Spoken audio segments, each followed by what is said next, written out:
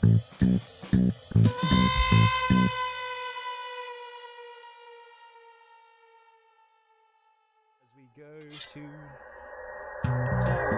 so nosy. Having my window right desk is making me nosy on the neighbors. Hello, everyone. Welcome to Thursday night. Tales of Pesh. We're episode 2 of Sulfur, Batshit, and Two Smoking Boots, and we just had a very creepy revelation from Katie there. I think she thought we were off air, but surprise, we were on air. So, oh, it's a good way to start the stream. If you live in Adelaide, now they know. Don't walk naked near your window, I guess is the lesson we've learned. Those neighbours are subscribed. I mean, I hope so. Pretty sure it's a binoculars case right next to her as well, so, you know. You can't see the telescope, it's just off camera. I want to see that freckle up close. Oh, all right. Speaking of subscriptions, thank you, String Socks, my boy. 22 months. 22 months. That means, we've nearly been affiliates for 2 years, and we've been streaming for longer than 2 years. That's crazy. That's crazy. Yeah, I think April is, and we still got that. We've still got that 1 year anniversary hot tub stream lined up. We still got that on the cards. It's coming eventually. Oh shit. How long did that took so long to... Yeah, it took a while. It took a few months for we did a community points thing, and I think it was 2 million points, and it took a few months, but we got there. Why don't we just rent an Airbnb with a hot tub? I said that. Yeah, I think that is the plan. But now that borders are down, we can actually do that. And yeah, sweet. Anyone who hasn't caught the COVID can get it when we. Well, look, I think there's a few of us that are going to be in Adelaide in October, so. Are we? I think I'm definitely not. Wasn't. Yeah, I ain't going to Adelaide. Fuck that place. Aren't you guys doing like a band thing in Adelaide? Who? Josh? Me? I'm not in a band. I'm not in a band. No, not you, Josh. Someone told me that they were. Well, not this group. Aren't you guys having a housewarming? Oh yeah. When Justin gets back from Africa again. Oh yeah. Oh yeah, I'm definitely not coming. Ebola or something, bring with him. Ebola. I bring authentic rhino horns. It's a true aphrodisiac. What's going on? I'm a little scared. Anyway, welcome guys. Yeah, episode 2. Thank you, everyone, for joining us again. We'll kick this off in just a moment. Yeah, I did the thank yous. I don't think I have any news other than tune in Monday night. We'll continue Strange Aeons. Lots of things coming up the pipes. Lots of campaigns we want to play, so we'll work it out. But for now, let's play some D&D. Mew. How you doing, Fishy? Welcome. Arturius in the house as well. How you doing? So, where we left off last time, I need to get like a banging intro track like we used to do at the Eberron line. I don't know. Well, hang on. I need to put Barovian Village. Maybe next week I'll put in the intro track just so we can have it in the background here as I do this. But last week, as we were introduced to our intrepid ragtag bunch of misfits, we found ourselves at the Rough and Tumble Casino in the middle wards of Sharn, in a little district that doesn't appear on this map. Let me change this other map. There we go. In a little district of Smoky Towers, a sort of brightly lit theater district where we found ourselves in a casino. Yanti, thank you so much for the raid. Ladies and gentlemen, Hello. please go and check out Yanti1, a good friend of the channel who has appeared in our campaigns and one-shots before. So please go check out Yanti. Thank you for the raid, Yanti. Appreciate it. We're just getting started. Enjoy if you came in with the raid. Welcome. Sit back, relax, enjoy some sexy D&D. So, I didn't sign up for this. Yeah, sex. You all saw the I trailer, definitely guys. So we found ourselves at the Rough and Tumble Casino, where we were introduced to our characters. First, we saw Thomas Tombstone, a hitman slash problem solver slash body remover for the Boromar clan, the patrons who own this here casino, a very wealthy and powerful gang of halflings here in the city of Sharn.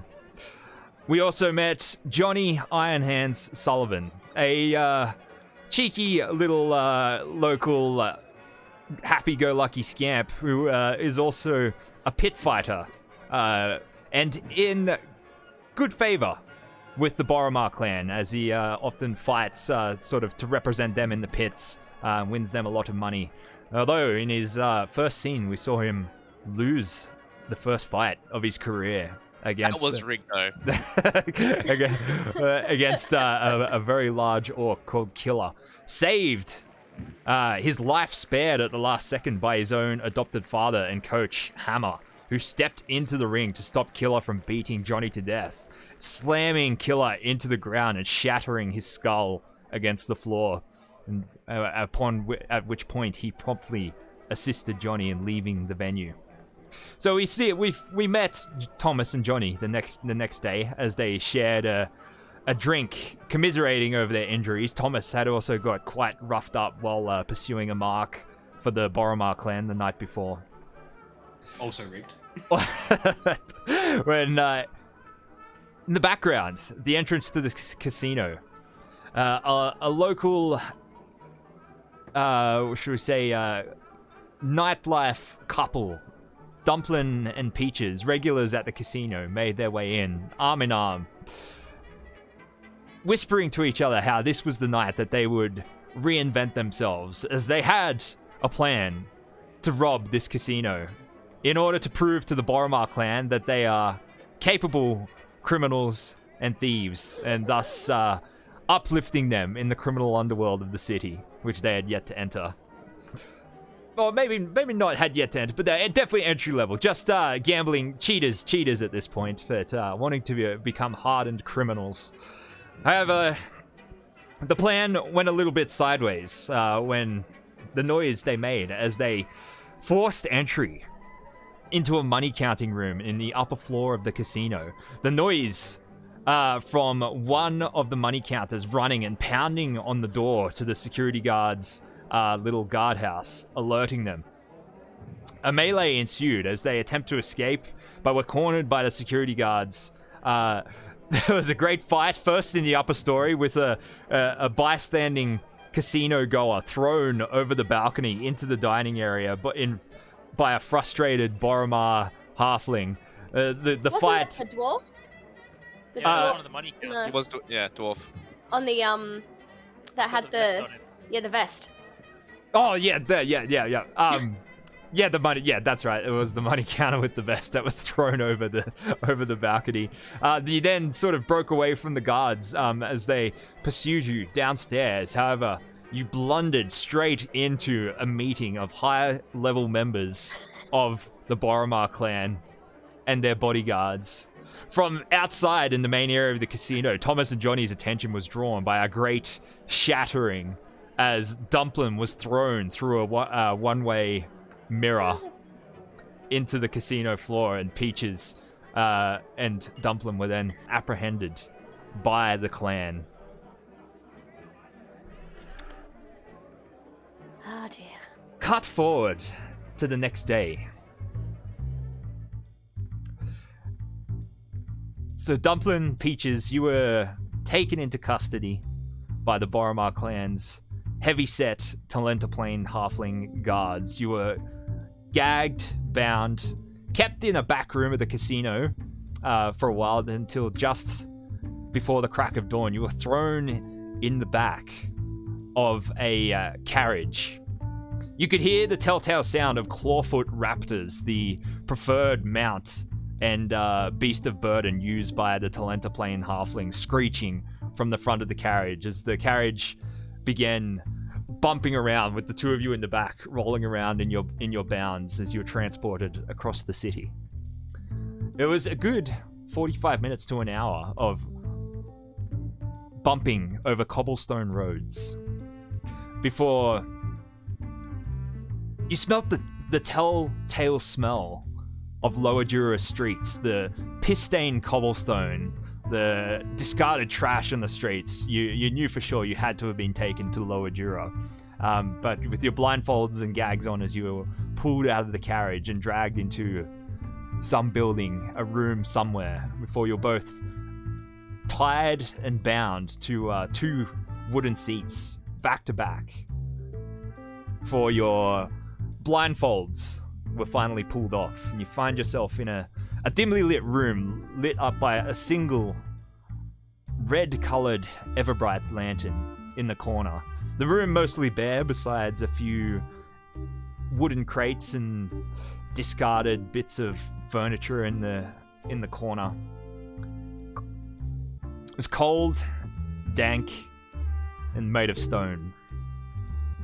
You found yourselves surrounded by 3 very surly and burly Talenta Plains halflings.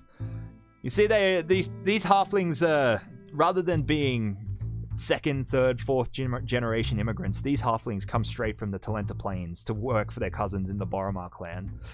They brush themselves up nice. They're fitted out in the standard Boromar kit of a nice suit. Their shaggy, long hair and beards oiled down or tied back into man buns. And they sort of stand over you. One of them just comes down to eye level with you, Dumplin'.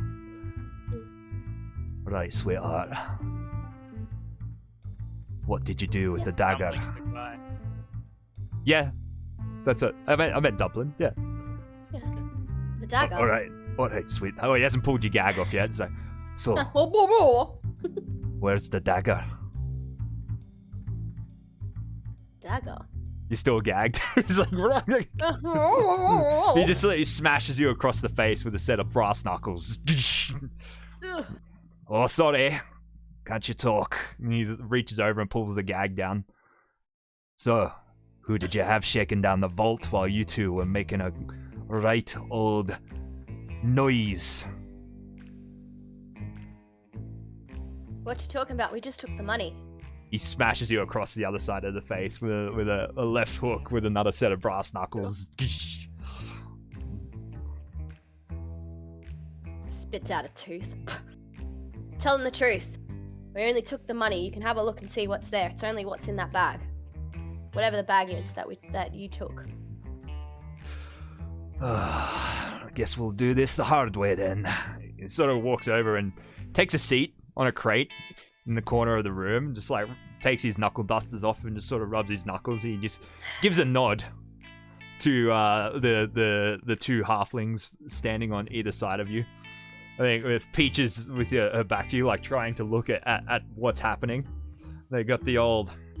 He's watching. You see one of the halflings has got what appears to be at first glance to be a flail, but it's just like a long chain with what appears to be a wooden ball polished to a high sheen hanging from the end of it.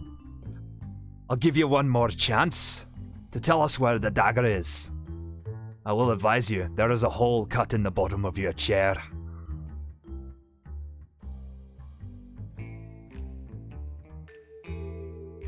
As I've said, we only took the money. We're only there for the money. We don't want any daggers. What use do we have for daggers? We're only there for the money and to make a statement. A statement? Yes. That you're a right fucking idiot for trying to rob the Boromar clan? No. We wanted to prove our skills as criminals. We wanted to show the... All 3 of them like start laughing just over the top of you talking. Alright, lads, give him a massage. Fade to black as there's a very grievous torture over the next few minutes. It will come back as Dumplin just sort of like bleeding from the mouth, just slumped in his seat. Right, lassie, maybe you've got something to say now. He sort of like nods to one of the halflings and they pull down Peach's gag. Come on now. Where is the dagger? At this He's rate, gonna your glare. man's gonna be infertile by the time we're done with him.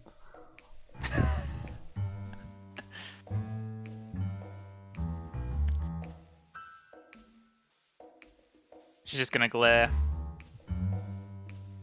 Ah. Does she speak?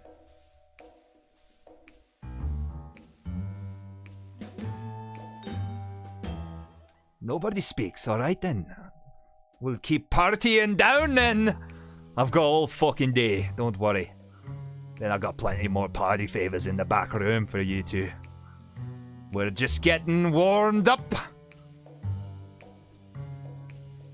Sergio, play me some music. One of the halflings pulls a harmonica out of his top pocket. Oh, and I have a harmonica. Ah, it's out in the lounge room. He starts just playing a very, very disjointed harmonica tune as the beatings continue for the next few minutes. Just on Dumpling for now. They don't touch Peaches yet. What? Stop! Stop it! Where is it? Who's got it? Who's... You saw everything that we had when you captured us. All we had was the money. You had someone else working for you. Just a clever diversion. You two couldn't surely be as stupid as you look. Well, thank you. I thought our plan was very clever. Oh, darling. They keep working over Dumpling for like another hour or so. Some very, very colorful and very, very creative torture instruments. At one point, they bring in like a hamster, and so there's this whole thing with a bar of soap and all this other stuff. Before it's like all three of the halflings just breathing heavy. It's, boss, I don't think they actually know. Yeah, surely they would have given it up by now. No one's ever lasted this long. The lead halfling just sort of like breathing heavy. Oh, fuck it. Bind. Gag him again, blindfold him. Take him to the burning ring. You two get to take part in 6 stones tonight. Won't that be fun? What's that?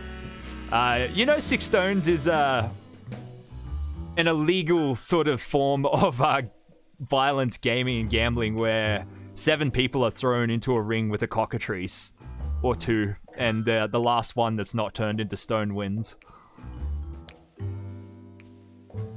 Great. Awesome. Well, have fun with that, lovers. I don't know how many times we gotta tell you. We haven't got your stupid dagger. He pulls your gag up as you're talking. It's like...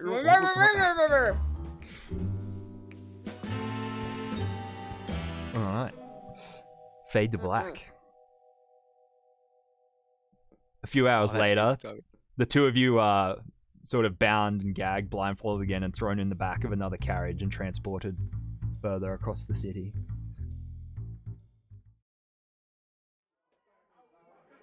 The night before, back at the bar, Thomas and Johnny, you've both just sort of turned around in your seats. Banksy's just like standing there, like next to you, just his mouth agape. I've watched Dumpling come crashing through this window, and you see like Peaches just being held up by like the scruff of her neck in this room behind the shattered glass. There's like this scramble as Dumpling is like pinned to the ground and then dragged into the back room, and Peaches and they sort of like both disappear. Banksy just sort of like just turns, his mouth agape, and turns and looks at the two of you, and is like, you don't fucking see that every day, do you? Is Banksy still in his underwear? No, he got dressed before. He's all like disheveledly dressed, like the buttons are done up in the wrong holes and stuff on his vest. Yeah, shit. Fuck, you know. Never a dull night in the rough and tumble. Well, I should probably go see what's going on. You two fucking behave yourselves now. I'll see you tomorrow night, Johnny. Thomas, walk with me for a bit, will you? Very well. I get up, put my drink down. You sort of flank Banksy as he walks towards the foyer of the hotel. Listen, Thomas, I got another job for you tomorrow night if you're inclined. Very tell.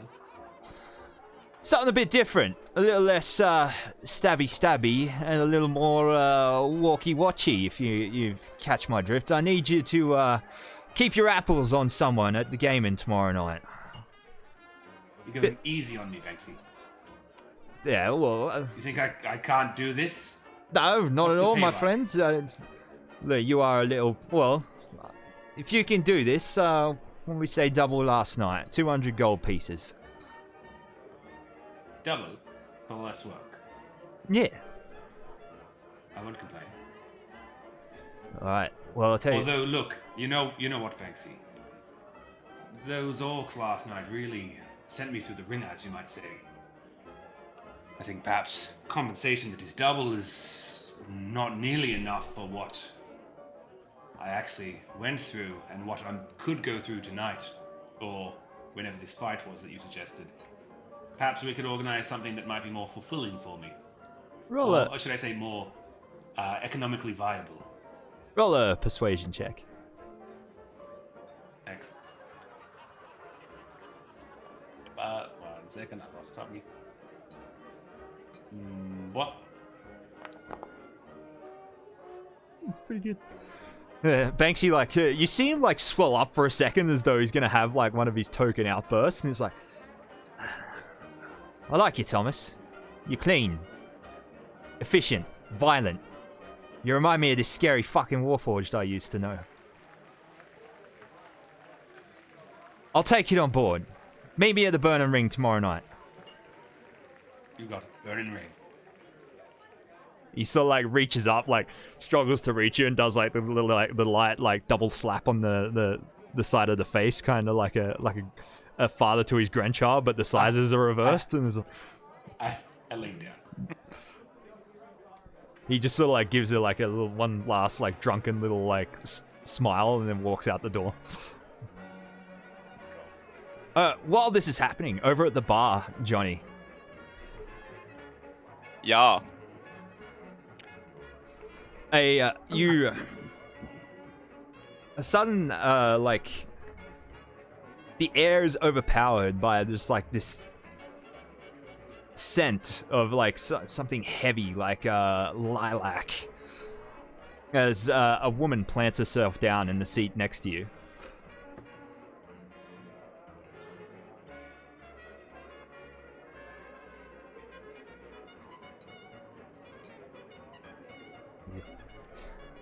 Johnny Sullivan. Hello? Do you like the... Do I know you?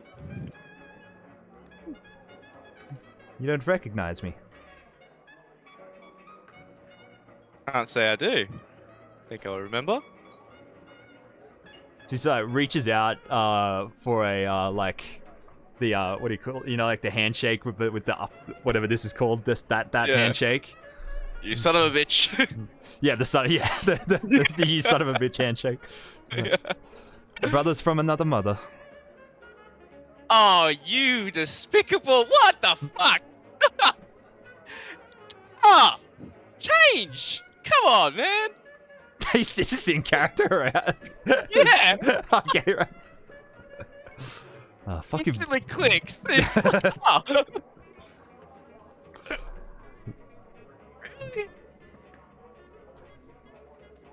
It's good to see you, Johnny. Yeah, you too, Ridley. Yeah, it's Serena when I look like this. It's. Yeah, okay. Soretta. God damn it. How you been? No, good, you know. Getting around. Well, we're just like that, not surprised. Well, I haven't heard from you since you left the orphanage, but you look well, and I hear you're doing well. Oh, you know, doing the best I can. My dad looks after me, taught me the ways of the old rough and tumble, and keeps you on the straight and narrow. Well, as much as he can, anyway. That's good. I'm glad to hear you're doing well for yourself. Thank you. You look like you're doing pretty well yourself. I'm glad to see. Sorry I didn't keep in touch. Just after I got picked up, I kind of just went into a whirlwind. That's all right. The orphanage just kind of threw us out wherever it could, you know. Yes. Oh, they were a bunch of bastards anyway. I found some I'll work. buy you a drink. Sounds good. I hailed the bartender, which I can't remember her name. Erina. Erina. Erina. It's only been 2 campaigns with this character now, Josh. That's all. There's so many NPCs. Give me a break. Erina, I'll whiskey and Serena Martini. and a martini. All right, coming right up. She sort of like glances at Serena and then gives you a wink, Johnny. I wince. Ugh. Oh, grow up, Johnny. So, what brings you to the rough and tumble? You know, a little bit of work, I guess you could say. Oh. And what do you do for work? As he kind of like gestures up and down, assuming. Odd jobs. I'm what you would call a freelancer. So I did find work with the tyrants for a while, but I work for myself now. The Pirates. I'm assuming that's another gang. It's another gang of changelings in the city. Yeah. Yeah. Okay. Cool. Sweet. And just to be clear, this wasn't man before, right? I guess changelings don't really have a sex. They're a changeling, yeah. So they're fluid. But when we were hanging out, what did they you know? She like? or he or they or whatever they were doing at the time pretty much just would mess with people at the orphanage all the time and just Cool. change Cool. just to mess with people and the handlers Yeah, and yeah. the other kids. Yeah, sweet. Freelancing, huh? Oh, okay. Well, guess you came to the right place. You see, as you say this, she like swills like the last of a martini and like tips it back with the pinky out and puts it down and she then you see she's got a dagger sort of attached to like slid in her little rope tied around the dress, and she like gets it out and does like this flourish with it for a second and then like puts it back in. It's like, I certainly did. Very nice. Well, I need to be going, Johnny, but I'll see you around. When's your next match? Not too sure yet. It's the next evening. Remember, Banksy told you have to take a dive. Yeah, but you're not telling the truth. Oh, okay, right. Yeah. Okay, I don't, because I'm not sure what's gonna happen. So okay, gotcha. Yeah. All right, continue. So. Yeah, that's okay. I'll let you know. Like, I work down at my Pop Smith's shop, so just stop by there sometime. Oh, maybe I When I'm will. not fighting. Please. Good to see you. You too, Johnny. I'll go in for a hug. Yeah, she goes for the hug. Yeah, nice. She turns and walks. Oh, sorry, I forgot to mention her appearance. She's dressed in very, very expensive looking glamour weave. It simulates a moving night sky. I thought it was the dress. Yeah, that's why I was impressed how she was dressed like that. I was just like, well, you're obviously doing well for yourself because how she can afford to. Definitely. Yeah, she gets up and leaves the casino. At this point, she passes you, Thomas, as she's walking past and sort of like makes eye contact with you briefly. Then continues walking. I have eye contact for a second, but I pull my my hat down a little. All right, so Thomas, you make your way back to the bar. Do you plant yourself back down next to Johnny? Yeah, I sit down next to old. Is his nickname Iron Hands or is it? That's my fighting name. So you know how like fighters, you know, like all have their fighting names. That's my fighting name. So I go for like it's like it's like this like the gang things always go by different names. So it's like Johnny, Sullivan, Sully, but the fight. And some people call me Iron Hands, but yeah, I give you whatever you like. He goes by them all. Yeah, I sit there next to him and I say, so you're a fighter? Well, yeah. I'm normally pretty good too, but I don't know. There was something weird about that fight. It seemed a bit tougher than normal for some reason. Yes, I see. And please humor me. When would your next fight be? Now Johnny's getting this question asked yet again.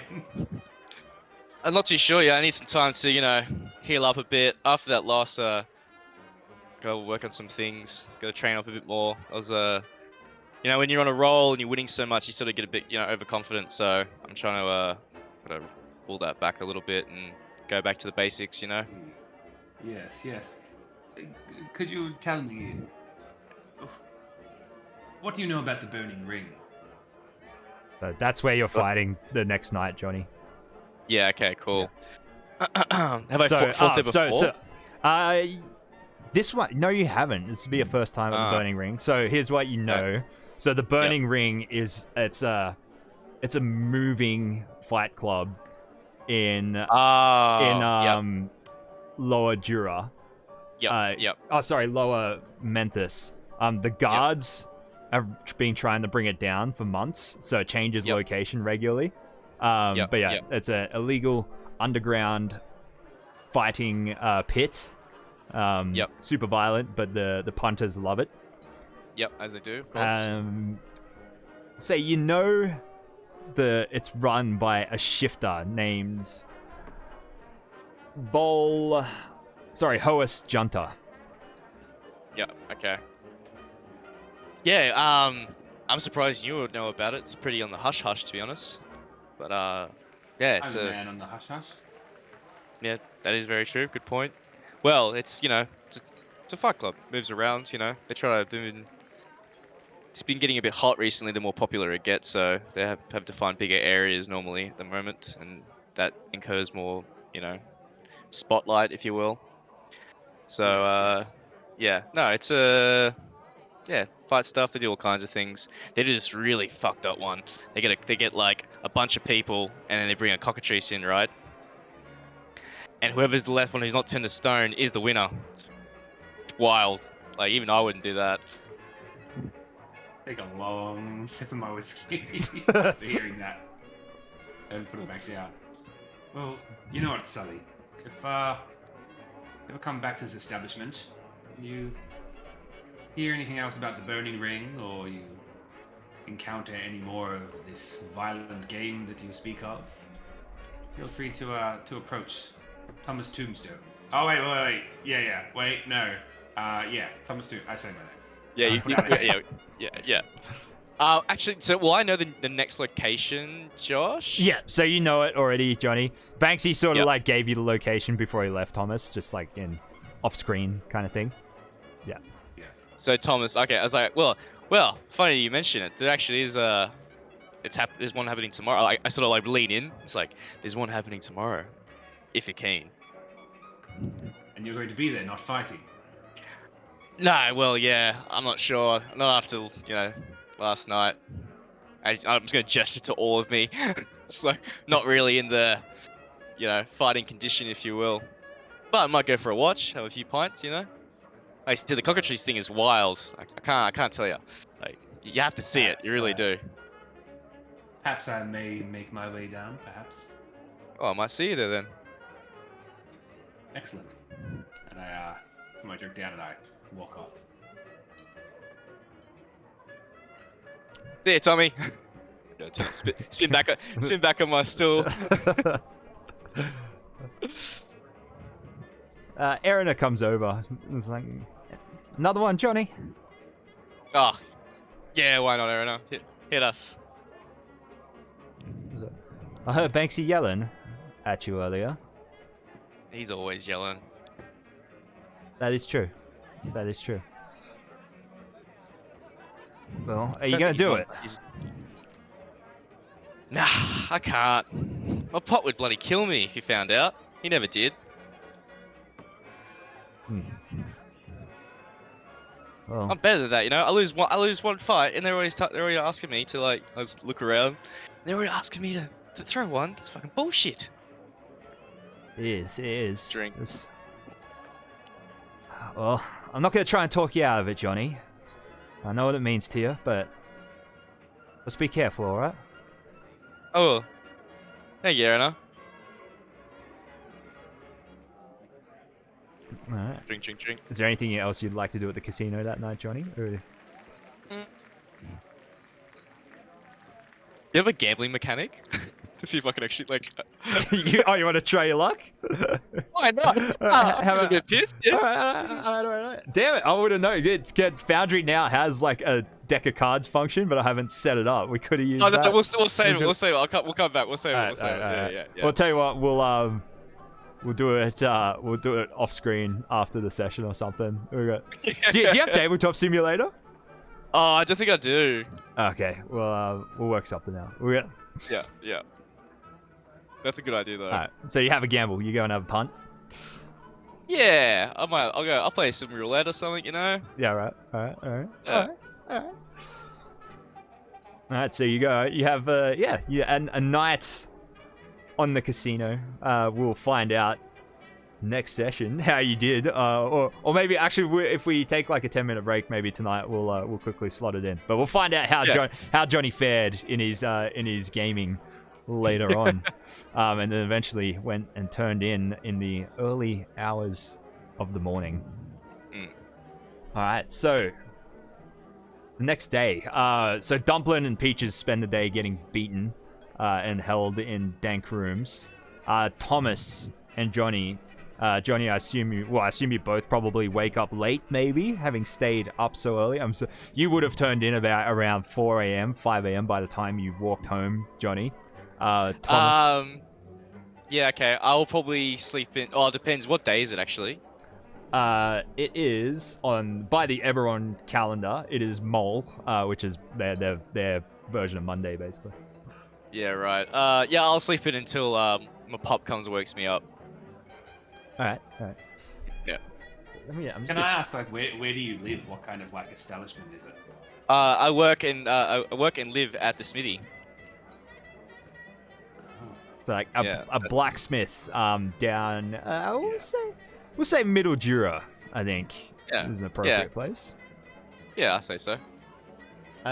Thomas, since you're relatively new to town, if you like, we haven't talked about your living arrangements, but the Boromar clan do have safe houses that they put people up in, who are like valued associates and employees if you would like to live in one of their safe houses.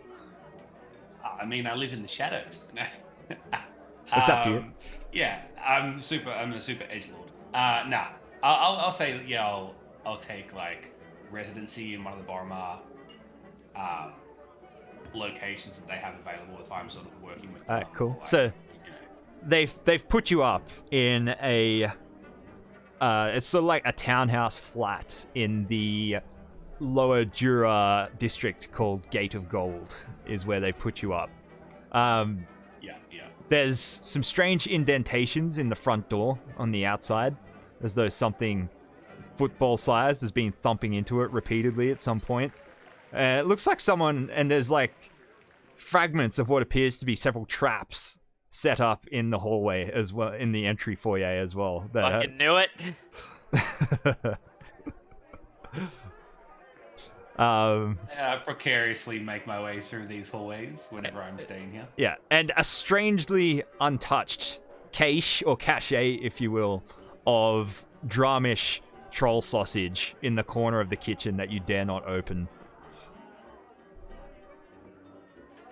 Other than that, yeah, it's a pretty rundown townhouse flat in a very rough part of town. But it's safe and secure.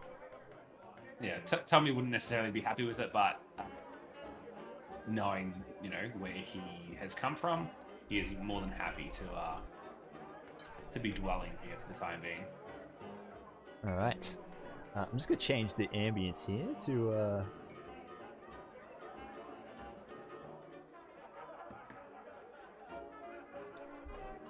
Barovian village. Well, it's not quite not quite dark enough for Barovian Village yet. I think I'm gonna put on Medieval Town. Thank you so much for the new follow, Kazine. Welcome.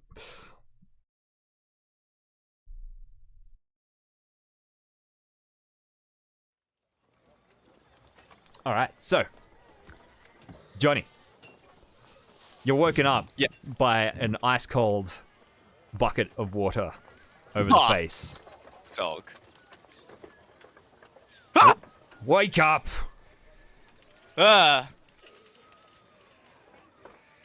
Sorry, Pop. Get out of bed. Yep. Alright. Like, throw my legs over. Anvil. Get up. 5 minutes. Clean yourself out. Meet me at the anvil.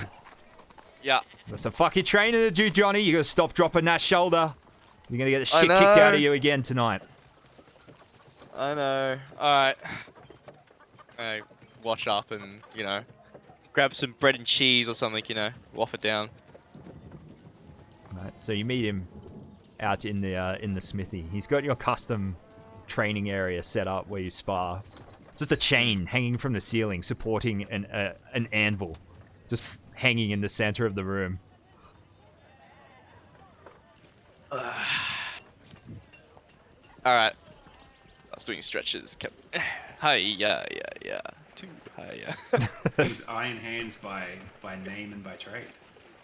Yeah.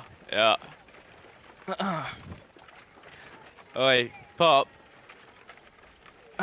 So, after the fight, I was at the Rough and Tumble. Banksy came up to me, he wants me to throw the fight. He wants you to fucking what? Yeah, that's exactly. I told him to fuck off. And he got real mad. Like, you know, threatened me mad. So, yeah. Tell you I'm what, not gonna do it though. that little fucking pipsqueak better watch himself. Fucking oath.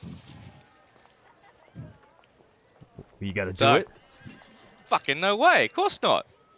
You never did. Why would I? Yeah, that's my boy. Alright, get to it, mate. Hit it. Okay.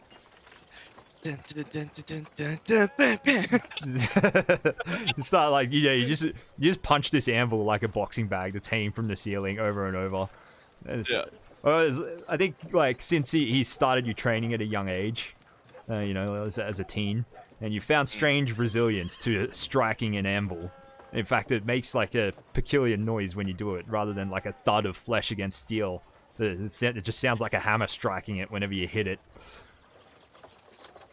Oh yeah. It's like a symphony. Hammer walks around you as you're hitting it, and he's like... He whacks you in the shoulder with a 2x4 as you're throwing one of the strikes. Stop dropping it, Johnny. Fuck! Okay. It's like reading a children's book. C-Spot run. C-Spot drop his shoulder and give away his attack. Fuck, I'm sorry. Alright. Again. Oos. Ding ding. Right, you continue for a good hour or so, working up a sweat. Alright, that's enough. It's better.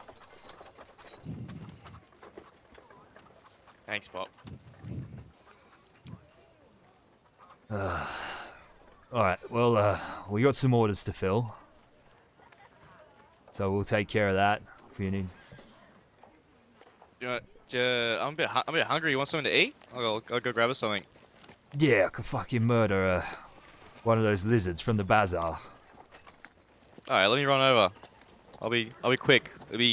I'll run. So it's part of my training. Alright, get to it then. Fucking yow. Sprinting across towns. Alright. You get to you get to the bazaar in 25 minutes instead of 45 minutes. There you go. Alright. Yeah. Oh yeah. Not even sweating. No, I'm sweating. Not puffed though. I'm fit in this. You getting it ready for you, Josh? Getting what ready? The food generator. I'm so Oh, excited. the food. Oh, you want the food generator? Oh, yeah. I forgot about it. Yeah, let me get it. The whole campaign, I could use it. Actually, a food generator. Yeah, I have a food generator. I went to Warforged last time. I couldn't use it. Everyone's eating these delicious meals. I got to smell coffee. Where did I put it?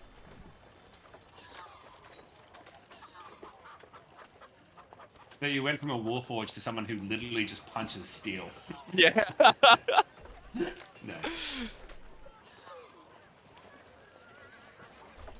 So I'll get the lizard from a pop, but honestly, I'm not sure what I want yet. Here we go.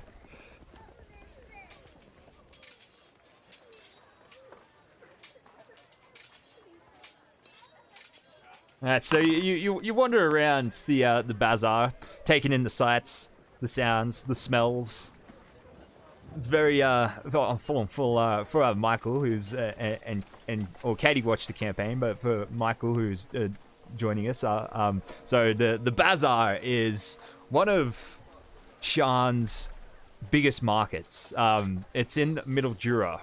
It's by no means upper class. It's quite dangerous, full of criminals, but it attracts its size attracts sort of merchants from all over Covert, great and small, that's set up in this bazaar. It spans several floors of several buildings connected by sky bridges. There's this main central area where people, and sometimes it's like entire shop fronts, but there's this main central area where even the smallest merchant will come in and set up like a booth or a tent, peddling whatever it is they're bringing to the market. Around this area, there is the pawn shop run by the Fence Sundry, who works for the Boromar clan, among a few other places.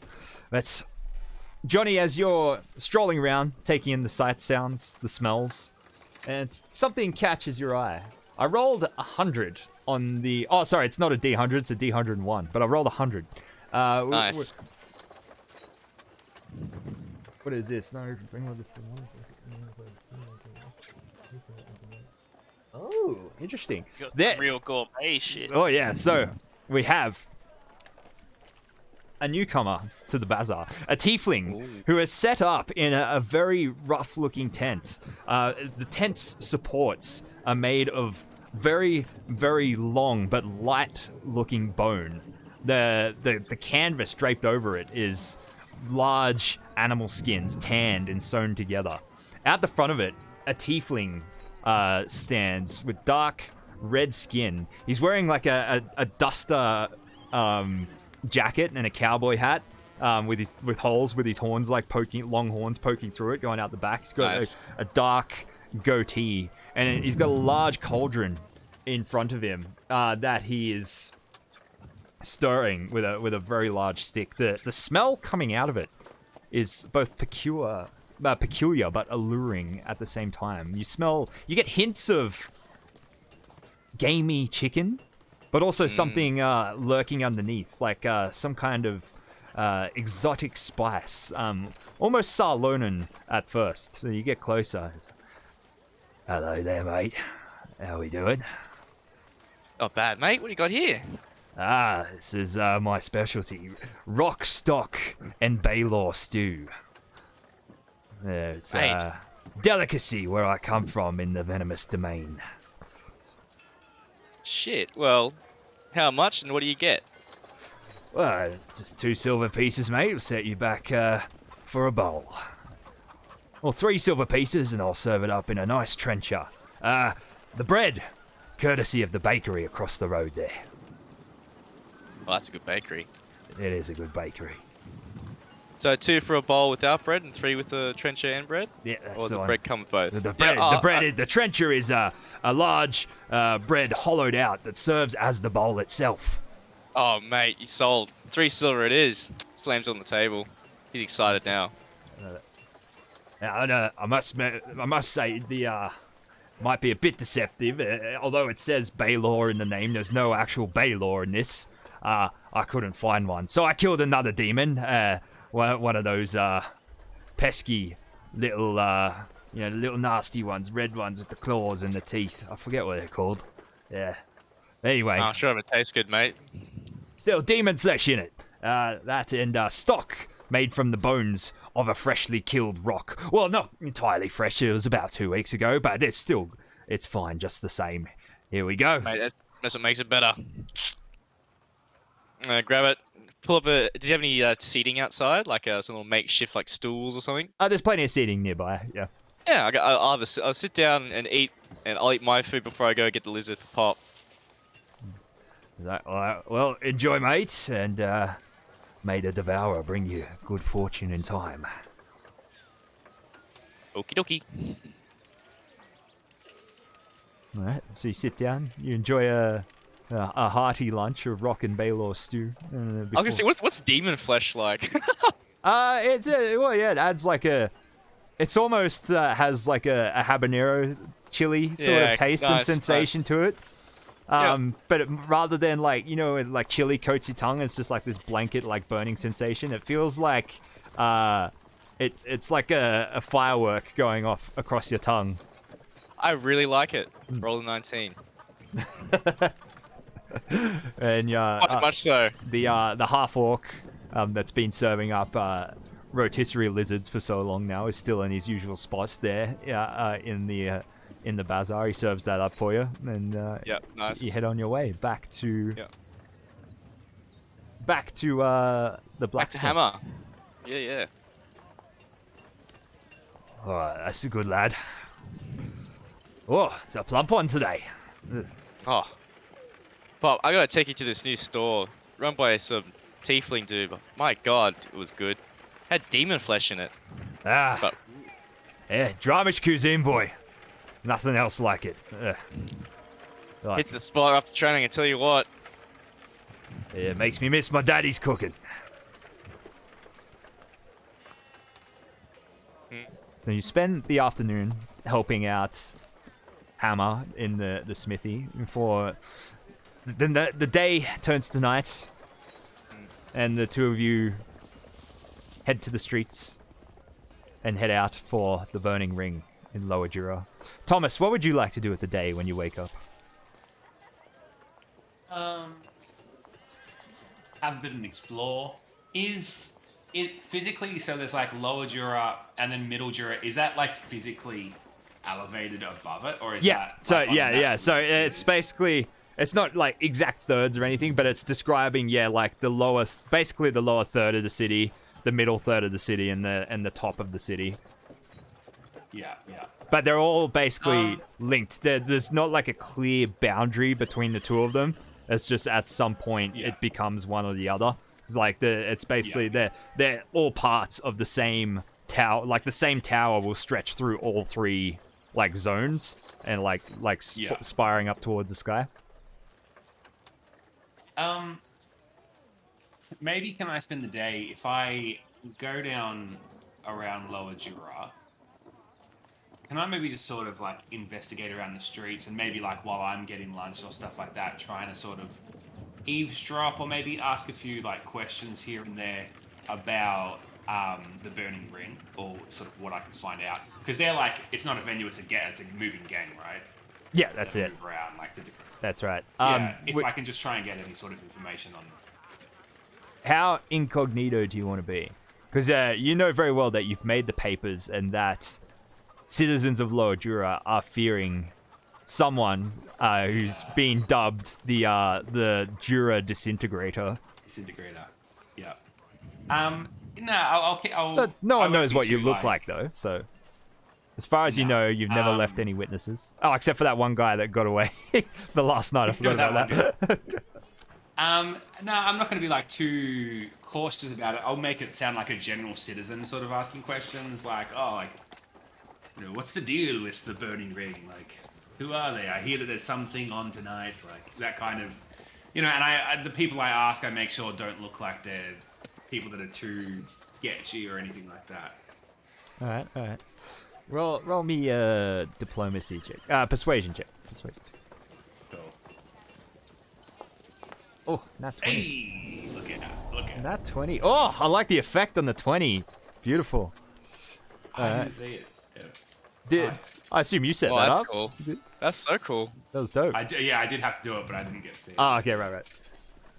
So yeah, all right. So you wander into a tavern down in one of the residential districts. Actually, no, we'll say it's you try to stay out of the residential districts because they're the places you've been terrorizing in past weeks in the night. Yeah. So instead, you head to the warehouse districts of Precarious and Cliffside.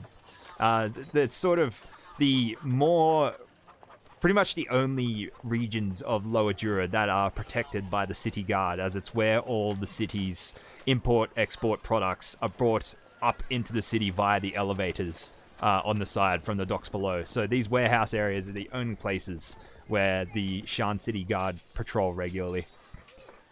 So you make your way around. You head to a cliffside inn. It's full of dock workers, a few sailors that have ventured up and out of the tavern areas down on the riverside itself. It's like mid-afternoon, so things aren't quite kicking off yet, but workers are starting to file in after a day of moving things around through the warehouses, packing boxes in. So you got that real sweaty smell, that real sweaty gamer smell is sort of wafting through this tavern. It is Lower Jura, so it is very ramshackle, run down, an old building that's sort of being held together by duct tape and mortar. You make your way in. There is the innkeeper is a goblin who's standing up on a stool behind the bar. He's wearing a dirty brown leather apron. He's spit polishing a tankard as you walk up to the bar. All right. Barkeep, looking for perhaps a pint of your finest. Pint of me finest. Oh, big spender here, coming right up. Well, what are you doing? What are you doing out of the Skyway down here, mate? Huh? What are you doing all the way down here? I'll ask you for a pint of the finest. I'm just messing with you, mate. Coming right up. Here we go. He says absolutely nothing that entire time. He slams a foamy tankard down. It is actually quite nice. We import this one from Talenta. It's actually the best one we have. It's nice. That'll be 1 silver. Down on the bar, saying, what did you call it? What do I call it? The name? Oh, this is TPA. Talenta. Wait, was Talenta Pale Ale? That's what it is. And sorry, good sir, but what was your name? Me? Oh well, they called me Derek. That's not my real name though. They named me after a character in a play. That's my nickname. I like it. And who are they? Who are they? Oh, the regulars. We got Jimbo over there. We got Caius over there. Doesn't look like... Yeah, Richard's not here yet, but he'll be here soon. He's a much beloved regular as well. Well, tell me, Derek, because I have a sit with my my TPA. You must have a lot of gambling men that come through these parts, sailors and the like. Yeah, no, we do. We get our fair share. Most of them like to stick to, Sharn's Welcome, the red light district down at the docks, but a couple want to get out of the chaos and the hustle and bustle, so they'll come up here instead. Would an out of towner such as myself, if I was looking to, spend some coin on an evening like tonight, what would you suggest I partake in? And I sort of give him a little bit of a look as if, on the shadier side of things. Looking for a bit of a walk on the wild side, are we? Bit of road less taken? Bit of back alley shenanigans? I assume he continues to say things for the next minute. A little bit of untamed hustle. He stops for a second and he sees just the stern look you're giving him. He's like, well, he gives you the gesture to lean in closer, looks around. Burning Ring happening tonight. Little pit fighting, little blood sport, If that's so, you seem like the violent type. Am I wrong? We know to dabble in violence from time to time, but Well, if you're, you ought to see a little bit of that tonight. A few blocks from here. Not far, actually. It's close to the overhang of Precarious. Little old warehouse, unused anymore. Been fitted out as a arena temporarily. You'll find the burning ring there tomorrow night. The owner and proprietor. He's a shifter, Hoas Junta. He puts on a good show. Few imports from Drum, you know what I mean? Real nasty fuckers. oh, it's Junta, you said. Hoas Junta. Excellent. And I keep the gold I had in my pocket that I was about to give him, and I don't show it at all. Oh, you got that 20. No gold. But That's true. you didn't hear any of this from me, alright? Of course not, Derek. Your secret is safe with me. I take a big sip of my TPA.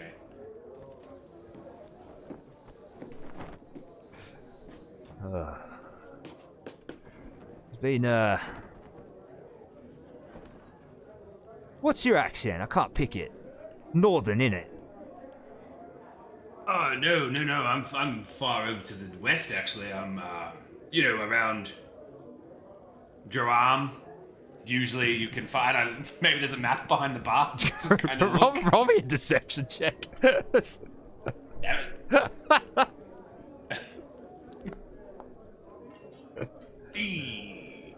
He's just got like cocks an eyebrow. He's like, Drum, eh? Whereabouts in Drum we from?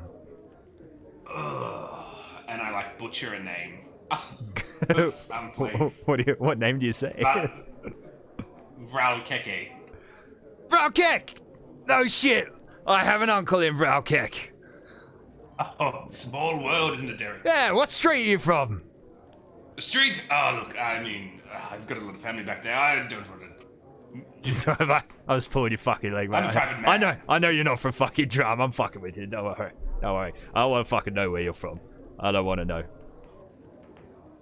I was sort of just stands there awkwardly, not sure what to do. Tell you what, why don't you finish that beer and then why don't you leave?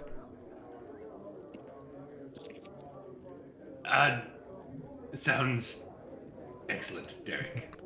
And I put the glass down and I turn around and walk off. You just hear him like exhale sharply as you walk away. He's like, oh. It's like he knows he's just had a brush with a murderer. He's going. The nicest threat I've ever heard. Is there anything else you'd like to do with the afternoon, Thomas, in the few remaining hours before nightfall?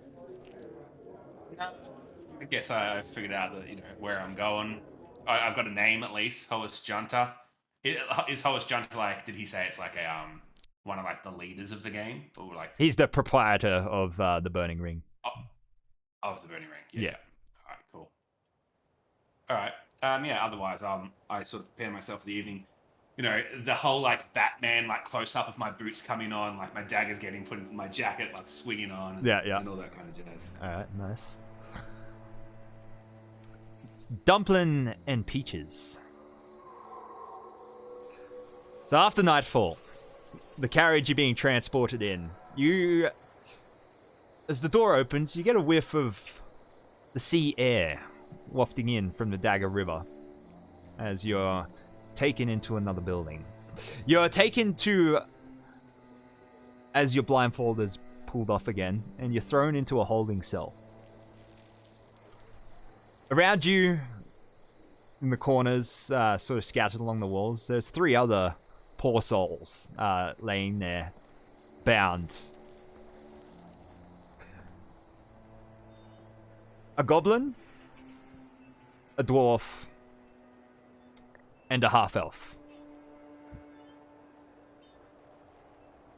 The door on the holding cell is slammed shut, locked. There's the 3 Talenta halflings sort of look down at you through the bars for a second. All right, now you 5, get comfortable, get acquainted. We like you to be nice and friendly with each other for when you're fucking each other over in a few hours from now. Are we still gagged? No, they pulled the gags off. Evildoer, thank you so much for the raid. Guys, please check out Evildoer, a good friend of the channel, another D&D content creator. He's appeared in some of our Eberron one-shots in the past, and we should have another collab in the future. You and your auntie should come back on the channel again. Actually, I've got some perfect one-shots and stuff lined up. I'll be in touch about it. Welcome, guys. For the this is a huge raid too, 29 viewers. Thank you so much, dude. If you just came in with Evildoer, welcome. This is Tales of Pesh. We are another D&D community here, and we're playing our Eberron campaign tonight. Session 2, so you've come at a good time. So sit back, relax, enjoy some sexy D&D.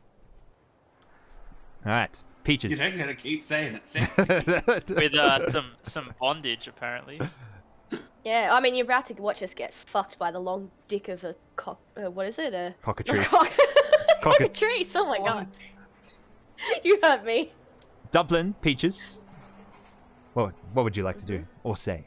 Which as they leave, I want to like address the leader of like the halflings. Like, when we get out of here, I'm gonna find that dagger, and I'm gonna bury it in your fucking skull.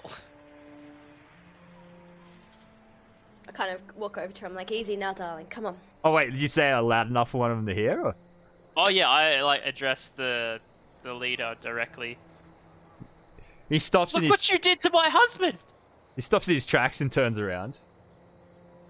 I was like, darling, just leave it. You He could. just leave it. will regret the day that you crossed the lower Jura lovers! He's so like heartily like leans back, like laughs to the ceiling and turns around and walks out. Lower Jura lovers.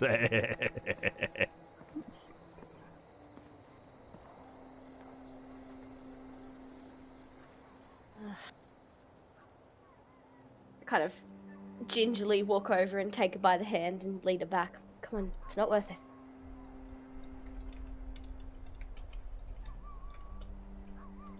If anything, it just proves our, that we should be employed by the Boromars. They're just, currently they've got these idiots. They need people with true vision, not these halfling imports who couldn't tell we didn't have this dagger even after they were the ones who arrested us in the first place. Look, makes no difference now. Just gotta survive to the next day. And then we'll worry about this stupid dagger.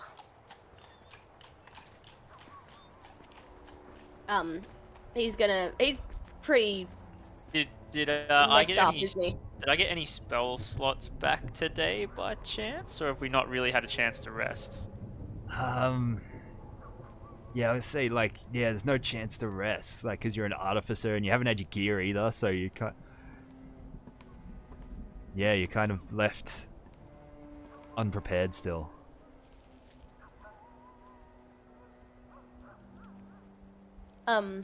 So Dumpling's pretty beat up still.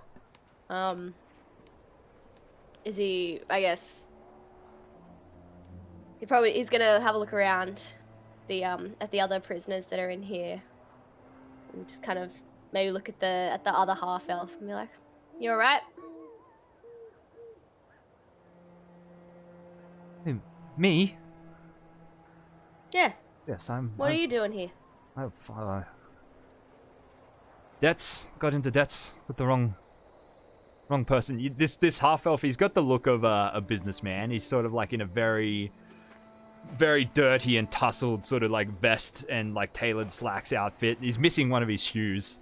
He's sort of like laying in, like just lounging in the corner of the cell, looking out. So to describe the cell, you've been thrown in basically like it's like a, what would you call it?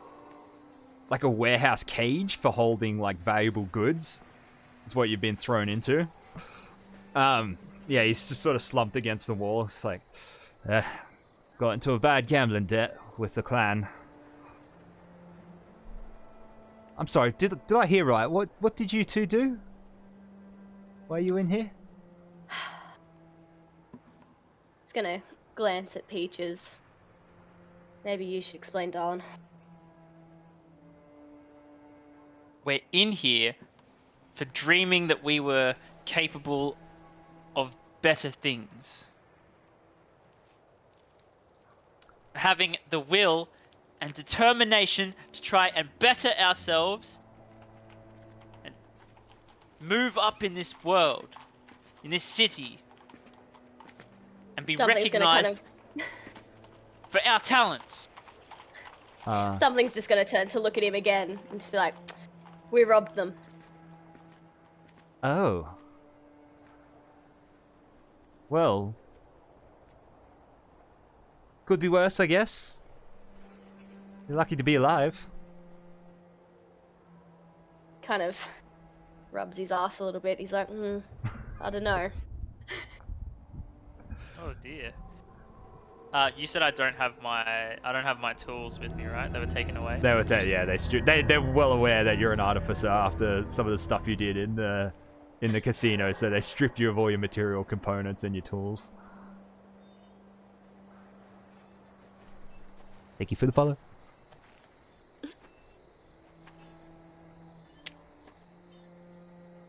So I guess we're all going to be in here facing this cockatrice together. The goblin just sort in the corner, just sort of like sniggers. Okay. Woo! Something funny. That's a nice sentiment together. Is this your first 6 stone? Is it that obvious? Yeah, well, that's how it always starts. Or in the cage at the start, like, yeah, oh, friends till the end, friends together. Next thing you know, there's a fucking chicken with a snake for a tail bearing down on you. We'll see how the friendship holds up then, won't we?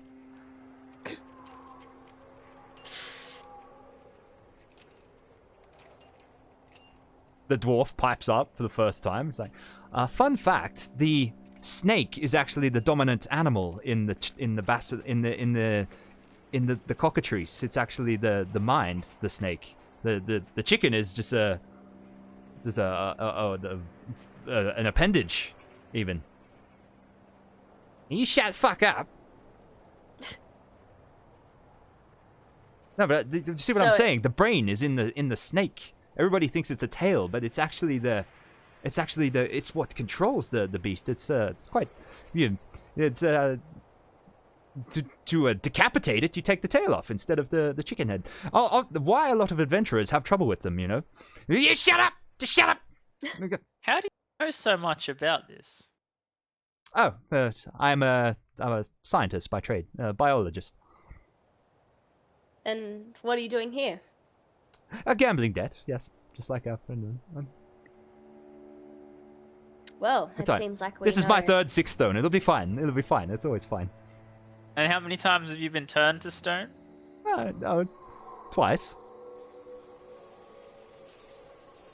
Right. I'm not what you'd call the athletic type. So how come you keep ending up here? Did you not learn from your debts the first time?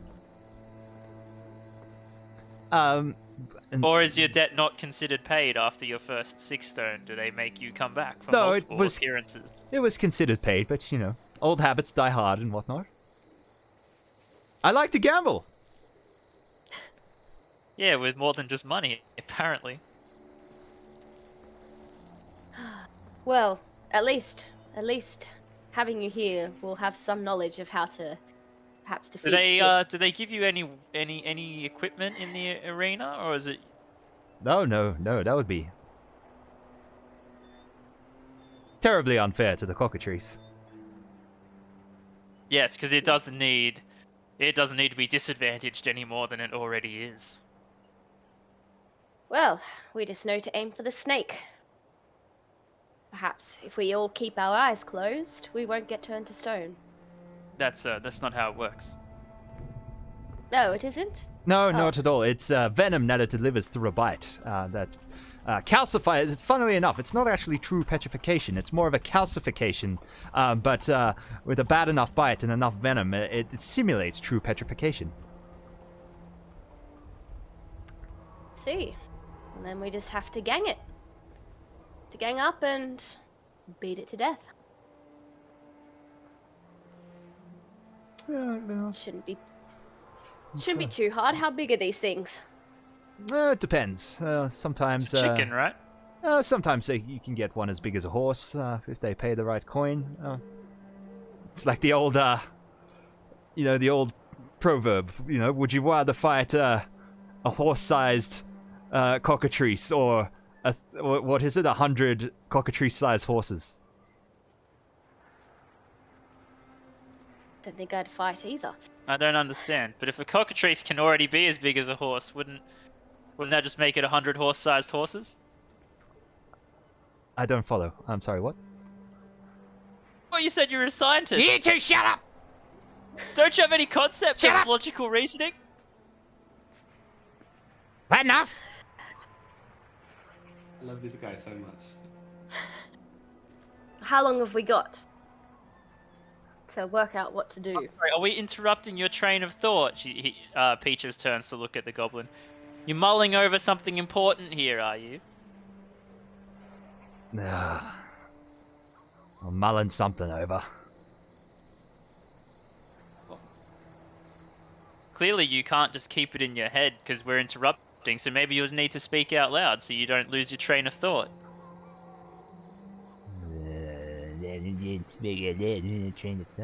Just shut up.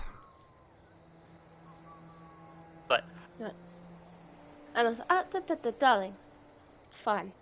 Interrupted me nap time. Might be the last one I ever have.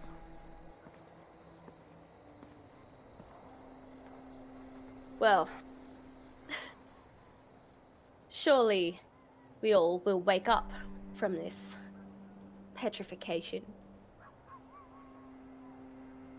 They have to keep us alive. They wish to know where their stolen item is. Stolen item? plus, they'd be stupid to waste such amazing talent as ours. Really, we did them a favor by pointing out some pretty glaring holes in their security. What did Yes. you steal then? Well, nothing really, because we didn't make it out of the casino. So is it even stealing at all when you think about it? We just moved it from one room in the casino to another. Or did you tell him that? Well, it's kind of hard to when they gag you. Suddenly it's, you can't talk. You see what I mean about the quality of their employees? They don't even consider these basic things. Ugh. Alright. Can I go back to napping now? If you wish. Don't let us stop you.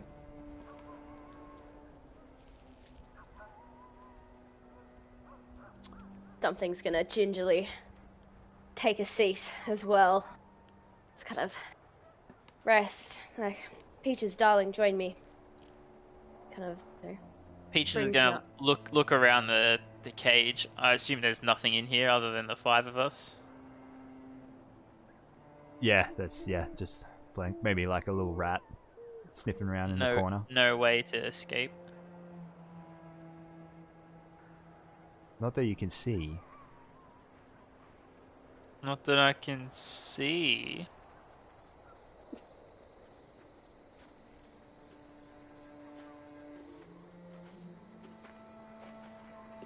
Darling, it's no use.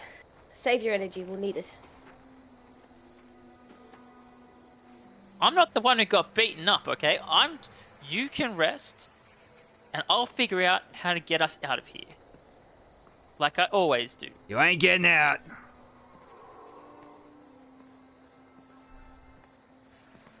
That's the House Kundarak lock on the cage. This used to be a warehouse belonging to some Skyway noble or something. You ain't breaking it.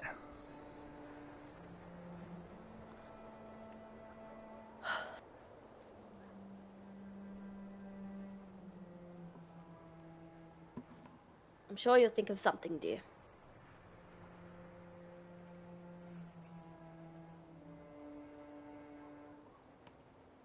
He's gonna try and take a rest. Can I do a short rest or something? You can regain HP. You can go back to full HP. Just from, Beautiful. the days laying down. Well, yeah, if there's no way to try and escape that I can think of, I guess we'll just have to wait until we're let out. Alright. So, Dumplin' Peaches, it's not too long, probably an hour passes, before you hear the rabble of people filing in somewhere down the hall and in another room somewhere. You feel like the event must be beginning soon.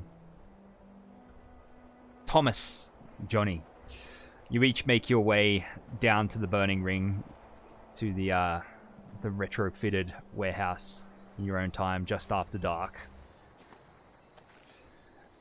Make your way through the dark alleys of this sort of corner concealed part of Precarious. You see, the way is sort of guided by these chalk markings made on the outside of certain buildings and certain places where you know where to look that points the way to the burning ring. You make your way in.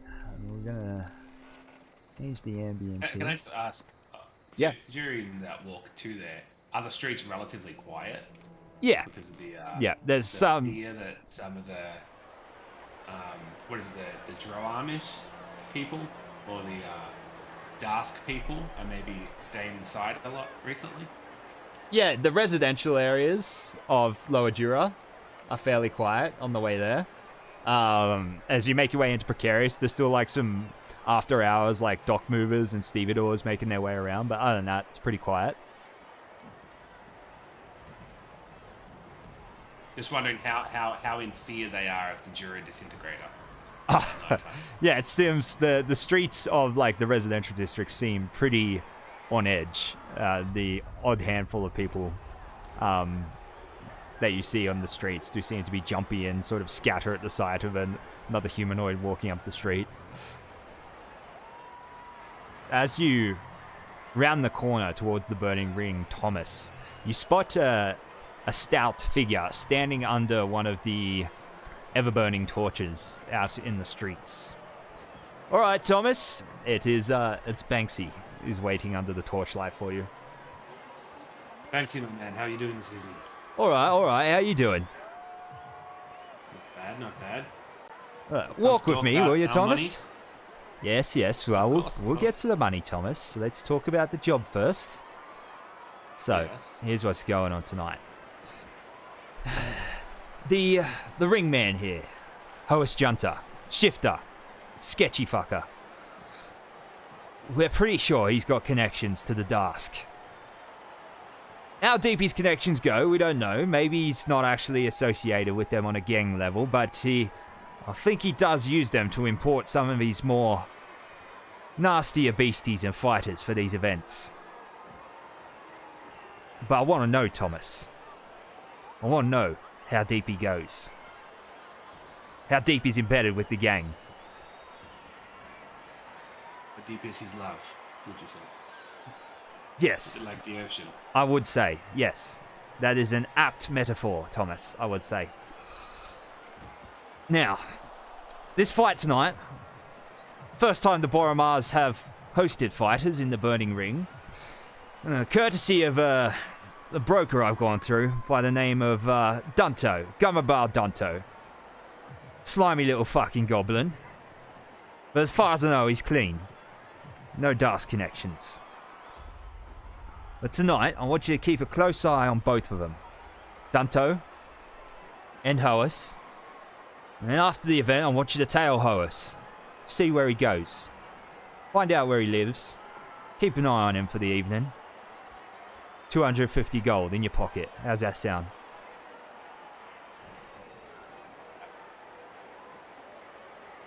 Shake.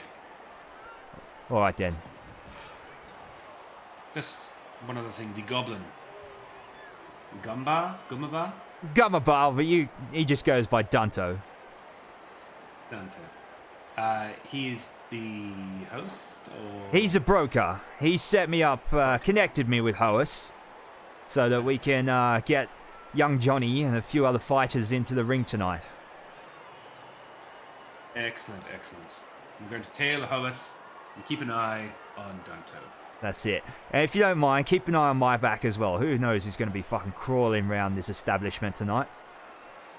I always have an eye on you, Banksy. That's my boy. Alright, here it is. So you round a corner down a dark alley, head towards the end. There's this large area with like 6 large columns out the front, sort of supporting the very, very tall roof of the tower you're in. There's 2 sets of double doors at the end.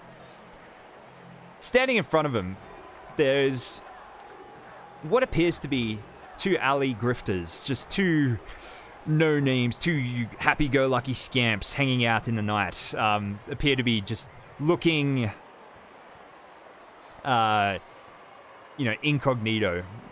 Just like leaning against the pillars, just keeping an eye out. But as they see you 2 approach, and one of them locks eyes with Banksy, gives him a nod, and then walks over to the door.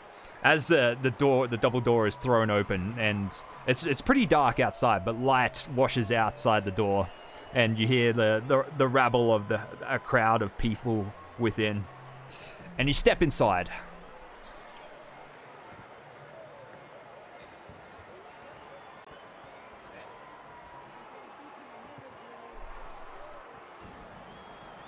So, a sort of what appears to be a staging area from this discarded warehouse, fitted out into a blood-stained arena. They've set up wooden palisades around the edge. There's 2 small packing cranes that hang down from a sort of overhanging gantry area that's been fitted out as like a crowd viewing area for the arena. The 2 cranes holding on to 2 crates at the end of the chain, both with canvases hanging over the crates, so you can't see what's inside. But you notice straight away that the crates seem to be rattling on the end of the chains hanging from the crane. Overlooking the opposite end of the arena floor, there's what appears to be what would have once been in this warehouse an upstairs office with like a balcony overlooking the warehouse. You see a handful of figures standing up there.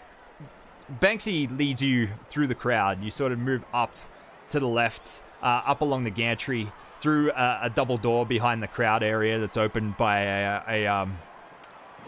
a burly-looking security guard. You make your way through a hallway and eventually emerging up in the overlooking office area. Banksy sort of pushes his way through the doors with a flourish and stands out, like hands on his hips, puffing his chest up. And like, all right, OS, all right. Danto, how's it going? So standing in front of you, a very, very large and burly shifter. What are they called? They're like wild tooth or something shifters. Shifters that have the blood of some kind of cat-like or bear-like animal in them. He turns around. He's in a very, very nice, brightly coloured suit with pink trim. Gamabal Dunto, standing next to him. A squat and very overweight, rotund goblin. He turns on his heels, which is noticeable because he's wearing high-heeled boots that have lifted his height a good 4 or 5 inches off the ground. He's wearing a very flamboyant yellow jacket. Possibly glamour weave, you're not sure. You're both standing. He kind of... Dunto sort of like sneers through his sharpened teeth. And so, all right, Banksy. How you doing? All right. Horace, thank you for having us here tonight. Oh, it is my pleasure. Banksy, it is good to, establishing this business relationship with you, courtesy of Dunto here. We've wanted so long to be working with the Boromark clan, I should say, and, I think it's going to be a special evening, don't you think? All right, yeah, better be good. How's the grub here? Oh, fantastic. We've got we've brought down the half orc from the bazaar. Oh, the one with the lizards. Yeah. I fucking loved. You've made my night. Oh, hasn't he made our night, Thomas? He like slaps you in the crotch with the back of his hand. Yes, of course. He hasn't like introduced me or anything like that, but I'm there. Oh, well, yeah, as you said, it's like, how rude of me. Hoas, Dunto, this is Thomas the Tombstone. I was to make your acquaintance, friends, and I put out my hand. Hoas shakes your hand with like sticks his hand out delicately, like with a flourish, but gives you an expectantly firm handshake. Dunto gives you his handshake is like it's like grabbing a cold dead fish. It's just clammy and weak. His hand just sort of slides back off. It's like, pleasure to meet you, Thomas. Well, is this your new pet then, Banksy? Is this your new pile of meat? Protect your neck from all the sharp things around, eh? Yeah, something like that. He's good, Thomas. He's violent and efficient. Aren't you, Thomas? I just look at Dunto. See that? Didn't even need to speak. Didn't even need to speak, and he conveys his message. He's fucking great. Worth every penny. Quick question: is this like imagine if it was like a stadium from today? Is it like a glass booth type thing? Is it closed to everyone else, or is no, it's just like a balcony. So you're in full view of like the crowd down below on the gantry. Yeah, cool. But this is more of a higher perch to everybody else around the... Oh, yeah. It's a good... so we'll say from the arena floor up to the gantry where the crowd is, it's a good 15 feet drop. And then from another, we'll say 5 feet above that. So 20 feet drop from your position down into the arena.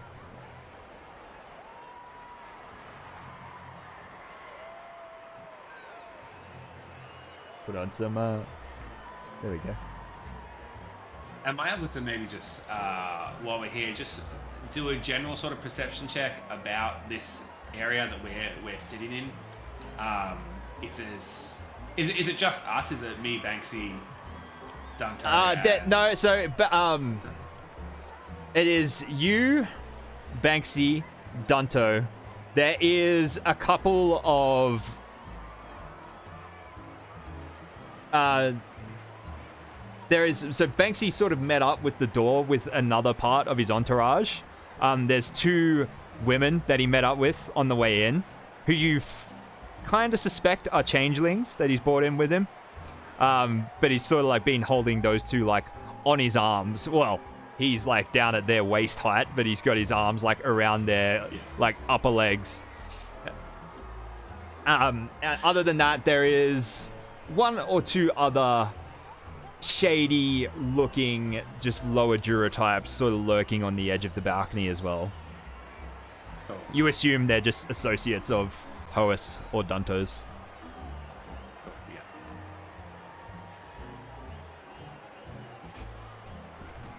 Alright, well, I'm expecting a good show from your man tonight, Banksy. This Iron Hands.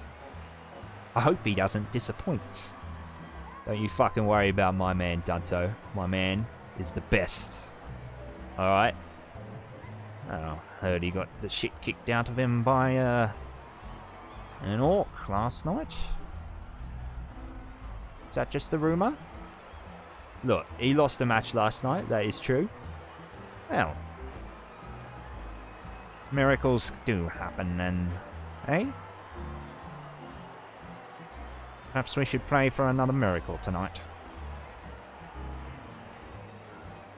Danto sort of like turns on his heels again and looks down into the arena. You see, Thomas, you just see Banksy just like sneering at him. If looks could kill, that man would be like incinerated. That goblin would be incinerated. Can I lean down towards Banksy, sort of put a hand on his shoulder and say, "It's so funny, Banksy. I spoke to Sullivan last night and he had no mention of this fight, but he's fighting here." Yeah, he is. I don't know, he took a few blows to the head last night. Maybe he just didn't remember. He'll fucking remember today, though. Don't worry.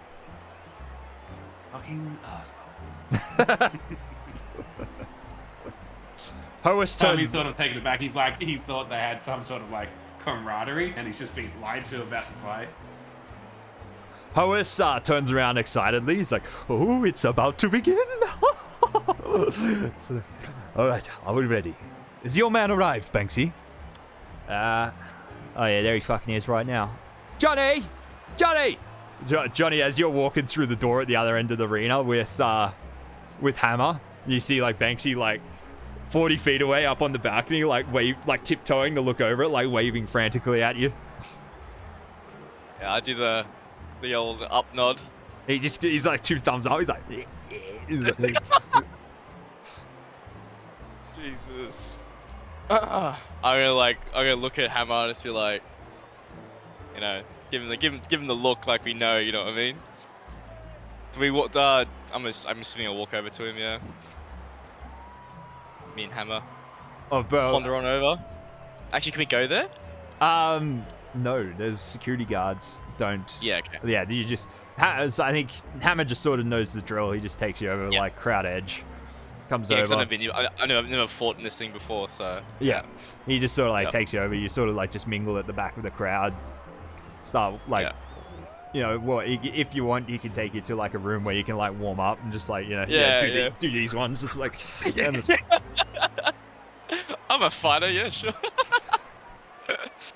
Yeah, cool. I'll do that. Meanwhile, out in the back area of the warehouse, Dumplin, Peaches, and your 3 jailed companions, the halflings file in, followed by several other characters. A large troll.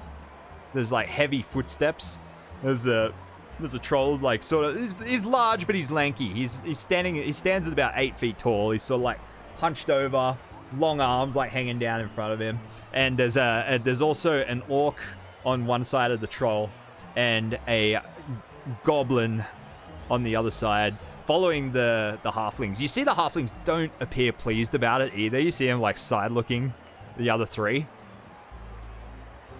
All right now, no fucking funny business. He unlocks the cell door. Alright, all of you, fucking get up. It's time.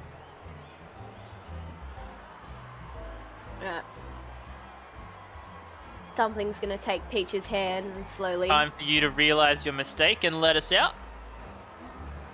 Aye, sure. I'm sorry. Great. I'm sorry for locking you up. I'm sorry for beating your husband. Well... No, you're not. No, I'm not. Get the fuck out. Yeah, takes her hand and leads her along. He's like, "Come on, darling." She glares back at him. She's like, Alright. Why don't you do that pose as you get petrified? You can decorate my garden tomorrow. "Fucking decorate your garden, your fucking brains." Have an inspiration dice for that. I enjoyed that. Sick. They usher the 5 of you up this dank, dark cobblestone and masonry hallway before they throw open a set of double doors. and you file out into the arena. Out into the noise, the hustle and bustle.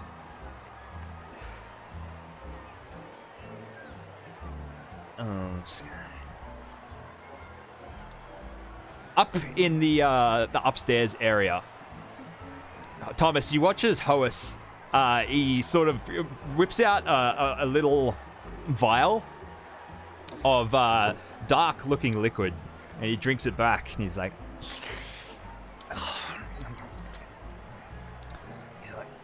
got to flex, you know, got to look good. He's like, puffs himself up, and potion's kicking in. Testing. Ladies and gentlemen. As he speaks, his voice is just like amplified across the stadium. Welcome to tonight's Burning Ring event, courtesy of the Trademark clan. We have brought several great contenders here tonight. Now witness the first event of the night, ladies and gentlemen. A crowd favorite, 6 stone. The crowd just like goes insane, and the 5 of you down in the hallway are just like shoved out into the arena. The door is slammed shut behind you, and you just hear like a heavy bar going over it.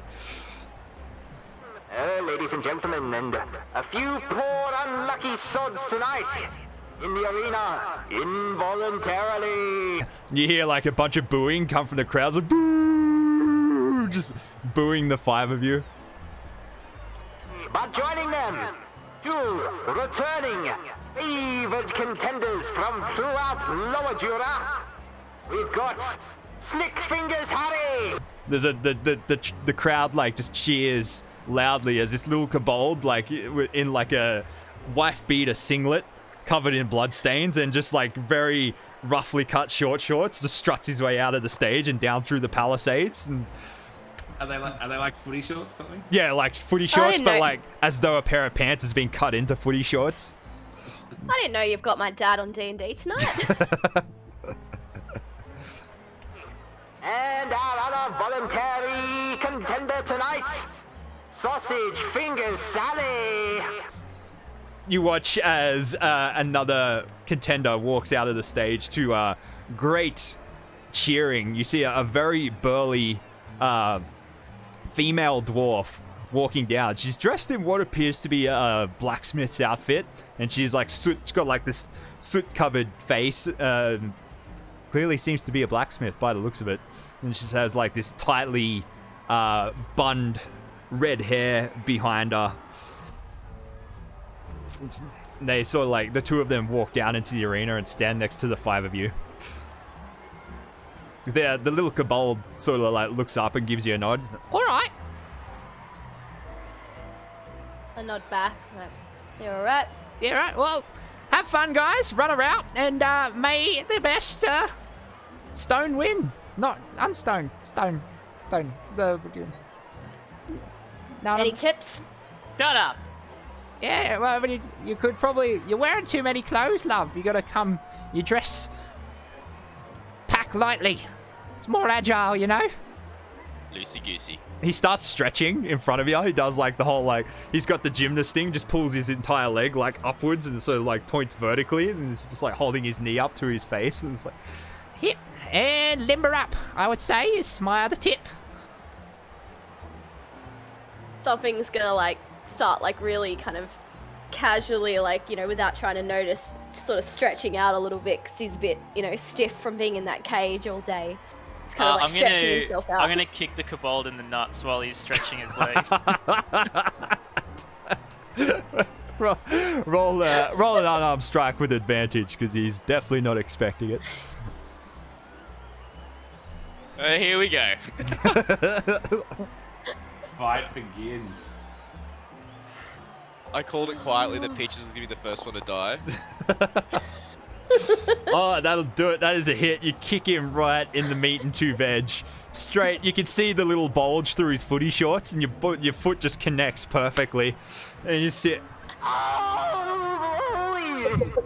Oh, sorry, didn't need the voice mod. Didn't need the voice mod for that. I'm pretty sure it was that loud that it reached up to fucking.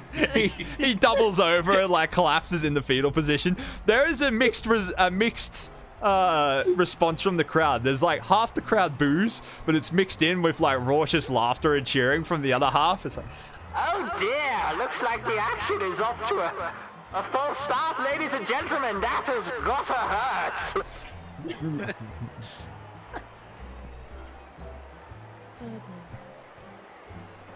Banksy turns around to you, Thomas. He's like, that's the two tits that robbed the casino last night. Oh, it is. What kind of trouble? Oh wait, never mind. This is a stupid ass question. They robbed the casino. Never mind. I nod and I go back to being broody and I stand in the shadows. He looks at you like expecting a response. He's like, he just keeps going. He's like, yeah. Thomas seems to have a gift, much like the all gas no brakes guys. Just like say nothing and let the word vomit come out. And he just like looks up at you and then looks. He's like, yeah, lifted a very very valuable object from the vault, right under our fucking noses. They had at least one other person working with them. When we find them, he looks up at you again. Yeah. What object was taken? Valuable dagger. Belonged to a patron of ours. Ah, yes. Higher ups aren't happy about it. Tell you that much. There's going to be a fucking manhunt. Heads will roll. Apples are going to be poked out. But anyway, that's nasty business. Let's have some fun, Thomas. You want a drink?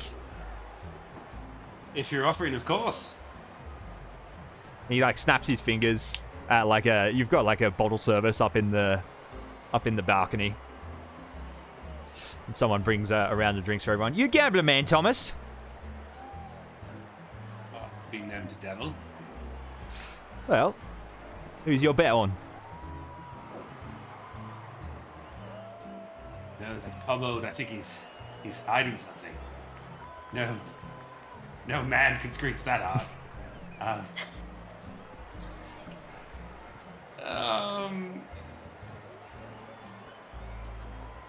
have a bit of a look down, and is this between me and Banksy, the bet? Yeah. I have a close look and close zoom in on Peaches and Dumpling, and I say, 5 gold that one of them comes out on top. Oh, a bit of a bifector, is it? You good call at that. All right. 5 gold it is. Thomas, you're on. You And bet. I turn around and I say, and what about you, Gumball? Me? Gesturing towards Danto. Oh, I I'm just want to try and get a few insults because I fucking hate him. I'm not allowed to bet. I'm the being a bookie, you know. That's a real shame as I down my entire drink and put it on the side. Yes, it is, Mr. Tombstone. Yes, it is.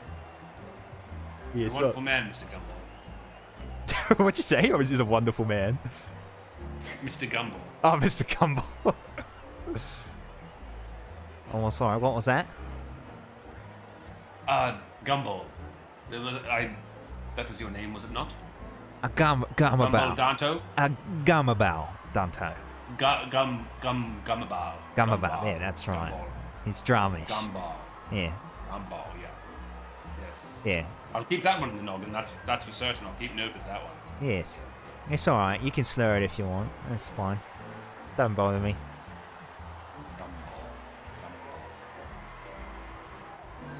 Yeah.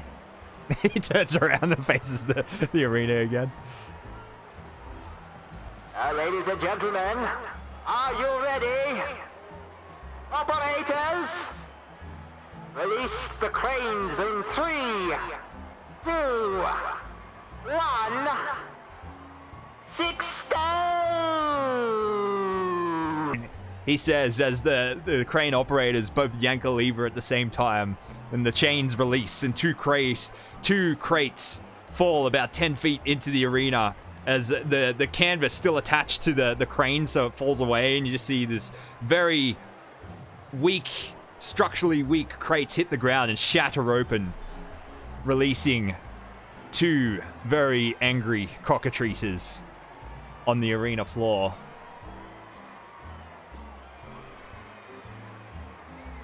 Peaches, Dumpling, need you to roll for initiative.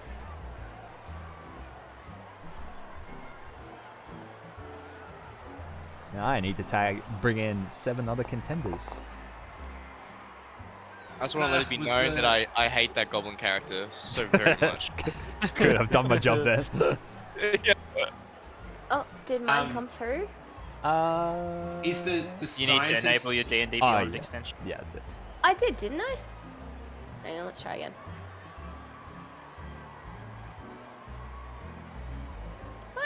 What? Why isn't it working now? Why isn't it? It was just working! If you refreshed your page at all or something, you need to re-enable the... Oh, hang on. Let me re-enable. Let me refresh it again, and then I'll re-enable. This is why you should use Just the use your inbuilt character counter. sheet in the thing. she hasn't been shown how to use it yet. Yeah. Oh, hang on. Can't do it, Captain. We'll try. Is the Maybe not. scientist in there? Yes, he is. David Attenborough. Yes, he is. Okay. David I Attenborough. used my character sheet in here. Did that go through? Yes, it did. What do we got there? 1, 2, 3, 4, 5. I wouldn't say the kobold is uninjured. Oh, that's right. There's supposed to be a kobold. Oh, that's the goblin there. I'll put in another goblin to represent the kobold.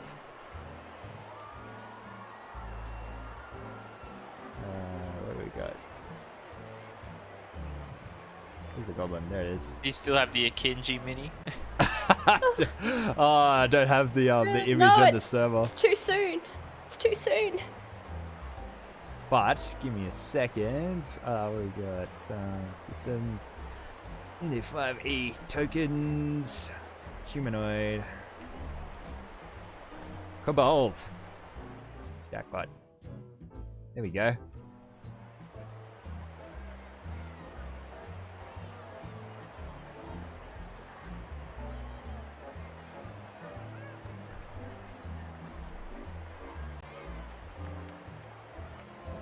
A little bit too much of a speakeasy ambience, isn't it, for Oh, this yeah, I'm kind gonna change of the music. barbaric Okay. arena? Yeah. I'm gonna put on my... Where's my, let's see. Here we go.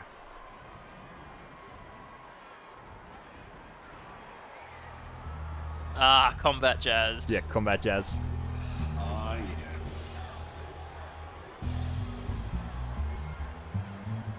Was there anyone introduced as the human spider? 1, 2, 3, 4, 5, 6, 7. Alright, roll initiatives. There we go. What? Ooh, I see a natural one in there. What do we got? The Kobold has rolled initiative highest. He's still on the ground though. He's incapacitated. Yeah, he is still rolling around on the ground, gripping his crutch. That's what he's going to spend his turn doing. Peaches, it's your turn. So the 2 crates have broken open. Yeah. Are there any decent sized, like, broken planks? Yeah, I would say if you were looking for something to pick up as a weapon, you'd... Yeah. Okay. And which way is this cockatrice here? Which way is it looking at the moment? At the moment, they haven't done any, they've sort of like they're like getting up and like, you know, unruffling their feathers, going after having just being dropped in a shattered crate. So they haven't like locked on to anyone yet. Okay, I'm just gonna wait where I am then.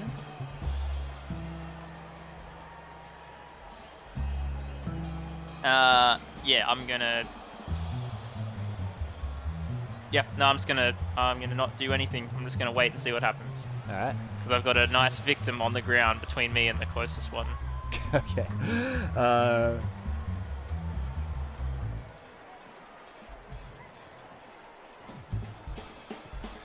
Cool. Stay close, darling. Next Yes, dear. is the dwarf. Was it Sausage Fingers Sally? I think I'm pretty sure her name was. Yeah, Right. that was it. She is looks like her strategy is to pretty much try and beat the cockatrices. So she just walks towards it and attempts to put the foot in. She rolls high enough, but only inflicts 1 damage to the cockatrice. She just sort of like catches the cockatrice off guard as it's ruffling itself, comes over, plants it, like kicks it, but it just barely even notices. Now it's the goblin's turn. He just kind of like just just kind of like runs over behind and takes cover behind Dumplin. Dumplin, it's your turn. All right. I'm going to throw that goblin right at it. Roll me an athletics check. Alright, let's see how we do. Hopefully it comes through this time. Oh. Oh, nope, hang on. Alright, I guess it is. On here it is then. That's unfortunate. Alright. What would you say? Sorry, athletics? Yeah. Alright, let's see. Yeah. It's not high enough. He just sees you like grab No. because he's not trying to get out. He's like hiding behind you. He sees you turn around, try and grab him. He's like, ah, no, and just sort of like flails backwards out of your grip. Is there anything else you'd like to do? You can still move if you I'm want. going. I think I'm gonna just move slightly closer to Peaches. Oh, if I can move, hang on. Oh, sorry. There you go. No, oh, yep, thank you. Alright, yeah, I'm gonna take a step closer to her. Alright, yep, that's it. Cool. The smug cockatrice lunges forwards at the dwarf, the biologist. Makes a bite attack. How did it roll negative damage?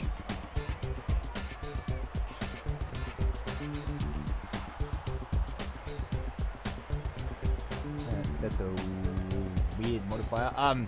It hits him and does 2 damage. And he makes a Constitution saving throw.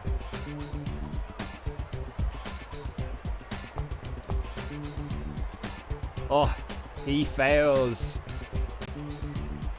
He is restrained, and he starts to. So you see it lunges at him. He tries to run. He's like, ah, ah! It latches onto the back of his calf and bites deep. It sort of like bites it for a second, and then like rips, just tears backwards. And you see around the wound, the skin around his wound just begins to calcify. He's like, oh no, and his foot just goes completely rigid and like has this crackly stone-like quality on the exterior. Meanwhile, the other one, after being kicked by the dwarf woman, just looks up, it's like, lunges at her. Oh, also, the next player who makes a skill check. I should have gave you advantage on that skill check, Dumplin, but next player skill check gets advantage from courtesy of Evildoer and his channel points. Thank you, Evildoer.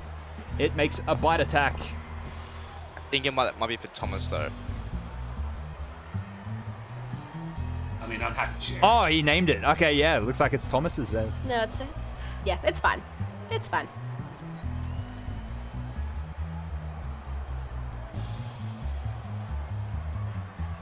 What? I'm just checking it's mod. Oh, yeah. Interesting. All right. It does.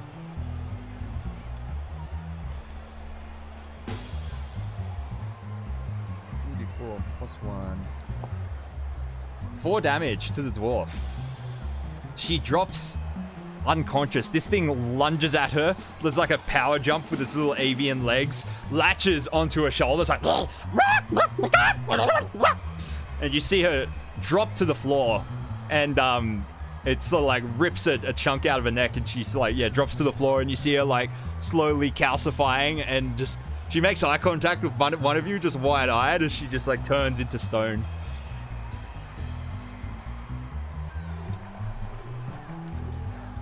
I don't know what module is making the damage numbers appear above the token's heads. It like floats out of it, but that is awesome. I've never seen that before. I think it's just happened.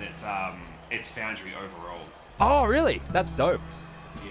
That's mad. That's cool. The one that just it then like drops the woman, and then like you see the thing like the basilisks, not basilisk, the cockatrice just like kind of like turns as though it's like scanning for another target in the arena. You see this like long snake-like tongue stick out of its chicken beaks, like kind of sees the kobold in front of it. It's like, ah! And then lunges at the kobold.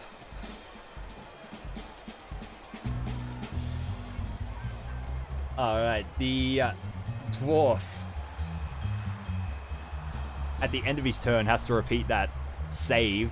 He's currently restrained, so he can't move and makes attacks at disadvantage. He just flails like with it. He can't move because his legs are calcified. He just like flails around trying not to topple over while trying to just bat the cockatrice away. He's going to make an attack with disadvantage. That's terrible. He misses. He's just like, whoa, whoa, whoa, and then topples over. He's going to make his Constitution saving throw.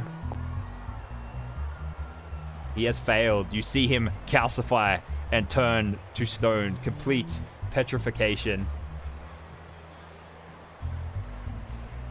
2 down.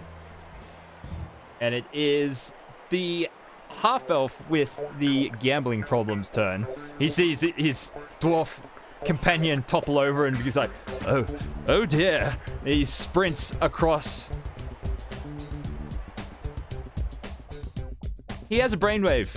He runs this way, and the chain with the canvas is still dangling. It's a good 10 feet above the floor, but he's tall. He's a good 6.5 feet. He's gonna attempt an acrobatics check to jump for the chain. Is this Adambra?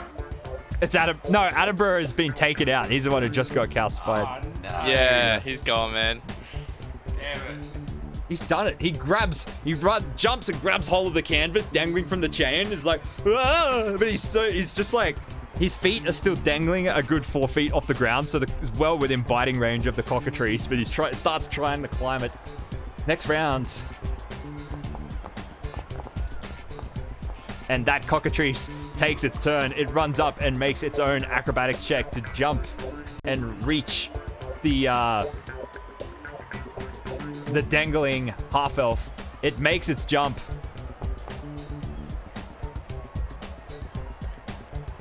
But it misses its attack. He's just kicking his legs too hard. The cockatrice bites and misses. Meanwhile, it's the goblin's turn. After you attempted to grapple the goblin dumpling, he's kind of like, he stomps back, he's like, yeah! And he just like lunges at you in just like a headbutt attempt to like knock you back and prone. I need you to make either an athletics check or an acrobatics check. It's up to you. I'm gonna do acrobatics. Oh, he got a nat 20. Oh! Wah! I'm afraid he got a nat 20 for a 22. He just But so did I! Oh, sorry, I'm looking at his. I saw your dice. You got the nat 20. It was acrobatics. Sorry, I saw the wrong dice. Yours is a similar color to mine. You sidestep and he just like flies past you. He's like, yeah! And then like lands face first on the other side. All right, meanwhile, down here, the cockatrice bites at the kobold. 9. He misses the kobold. The kobold's too nimble. Turns out, oh, sorry, he's still on the ground. He hasn't had his turn yet. So he gets advantage. Oh, it hits. It doth hit.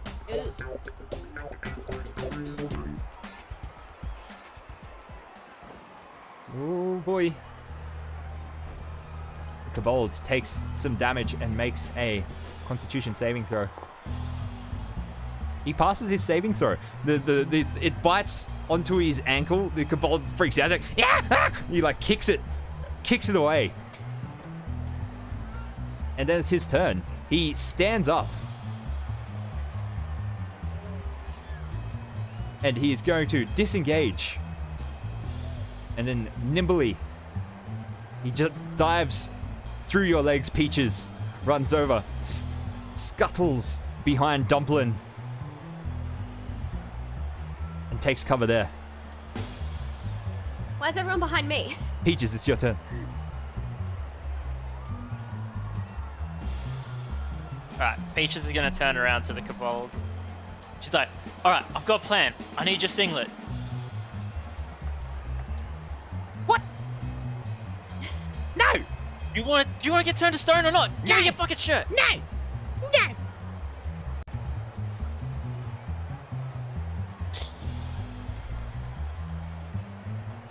Can I hand her mine? If you want. Yeah. All right. I'm gonna quickly like rip off my shirt and hand it to her. I need the singlet. I actually need the singlet. You just want to see me naked, don't you, darling? Well, yeah, but only when we're alone. Now shut up!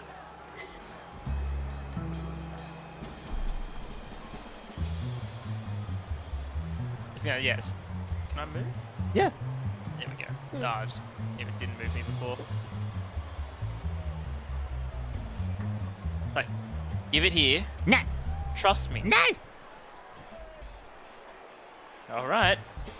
I'm gonna try and kick him in the nuts again and knock him over. roll an unarmed attack. You brought this on yourself. So what was your damage from the unarmed attack earlier?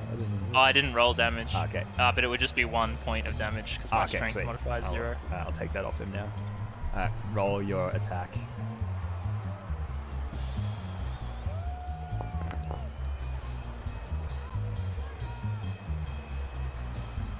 That's a hit. He will take 1 damage.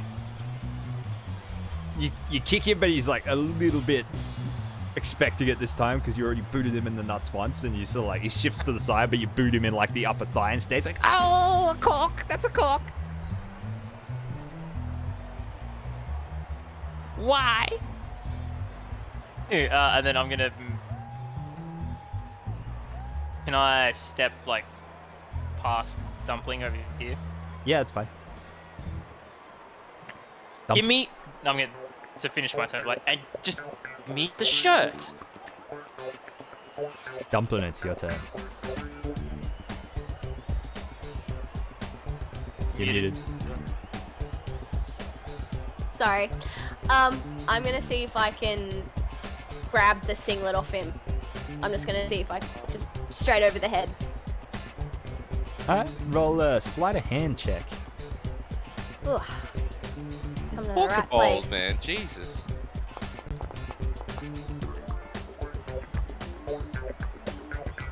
I'm gonna oppose it by his perception. You done it. He's Yeah, been kicked. you grab hold of him. He Look at thinks me he has like a flashback to like schoolyard beatings where the shirt is pulled up over his head. He just screams like, yeah! You like rip it off him. Alright, I hand it to Peaches. And then I am going to I've still got the who's that in front of me? That's the goblin. Is that the goblin? Alright. I'm just gonna stay still. I'm gonna because I've got him in front of me. So I'm gonna wait. Ladies and gentlemen, looks like there's a bit of horseplay going on in the arena. There's a time and a place, love.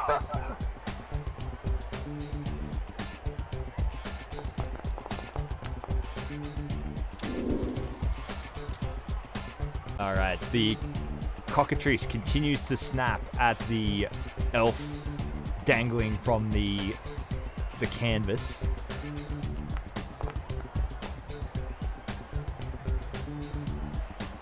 It hits this time. Oh, 5 damage. That'll do it. It just, yeah, flat, it, like, you see the cockatrice does that thing, you know, where birds, like, are lining up their, like, their little flight from one countertop to the other, and they do, like, the head bob, and it's like, and then, like, flaps its wings real hard and gets up, latches onto his upper thigh and just bites him deep, and you see him, like, turning into stone, like, as he's holding onto this canvas, and then he just, like, it slowly slips out of his grip as this stone half-elf falls to the ground, just toom. It then looks over, it's like, sees Peaches standing there, and then just lunges at her. It's the goblin's turn. Yeah, you see the cockatrice now right next to him. He freaks out. He's like, he disengages and just runs over to the corner of the arena. He's gonna make a stealth check and attempt to, like, hide among the palisades.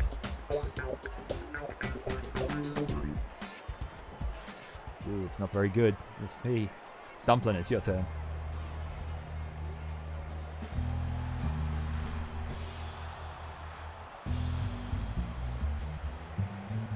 I am going to, see if I can step around the back of this cockatrice over to the cage where the half elf is. See if I can grab. Is there a bit of, like, broken wood or something like that? Yeah. All right, I'm gonna grab one of those as, like, a makeshift weapon, and I'm gonna kind of, like, wait there for Peach's signal. See, yeah. So I'll, like, kind of arm myself waiting there. All right, Peaches, it's your turn. Alright, You got, like, this cockatrice, like, dominantly, like, spreading its wings in front of you. It's like, just like Pickle when you try to give him his medicine. I'm gonna disengage and move over to where Dumpling is. I'm gonna grab another, like, try and find a sturdy, like, bit of the broken cage. yeah. And I'm gonna thread it through, like, each like armhole of the singlet, and then, like, bunch the shirt up and basically make, like, a makeshift little muzzle for this thing. So I'm gonna put, like, the wooden bit between its teeth and hold, like, the back of it with the shirt. Alright, sweet. Alright, trust me, dear, I've got a plan. Alright, as you Never doubted you. nip away, the kobold, he's just, like, sees, like, 2 cockatrices, like, on either side of him in front of him. He's like, and he's gonna ready in action, which he's gonna use as one of the cockatrice at the southern end of the ring lunges at him. He's gonna make an acrobatics check.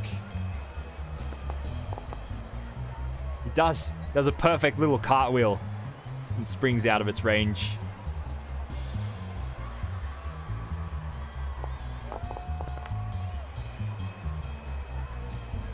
Goblin continues to lurk in the corner.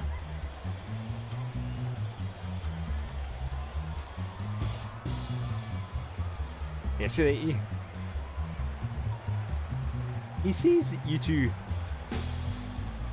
like, dicking around in front of him while you two are busy, distracted. He's gonna run up behind you, Dumpling, and he's gonna take a book out of Peach's, a page out of Peach's book, and just attempt to boot you in the crotch from behind. Poor man's nuts, man. Seriously. And that 20.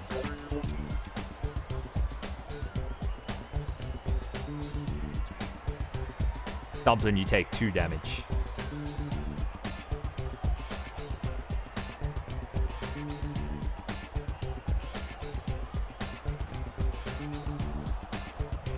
Alright, it's the kobold's turn again. 1, 2, 3, 4.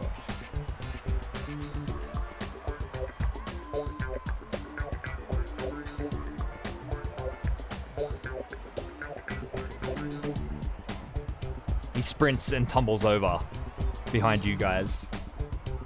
And then, I just get double move. He's just gonna keep going.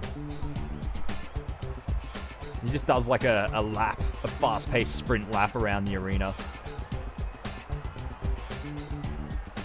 Alright, Peaches. This cockatrice lunges at you, flapping its wings violently in attempts to bite. Can I? Yeah, okay. A 9 to hit. Ooh. Peaches, it's your turn. Alright. Yeah, can I want to try and like, yeah, push the like the bar like in between its jaws. Alright. And then if I can, I want to try and like slip behind it, so I'm like kind of like pulling the bar back in its mouth, so it can't like bite me. Alright, give me a sleight of hand check with advantage, thanks to Evildoer.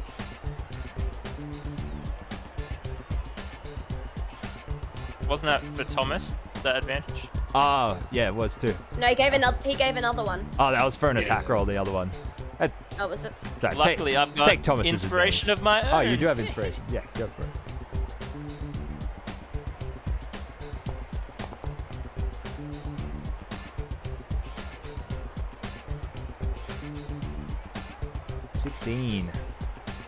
That beats its opposed athletics check.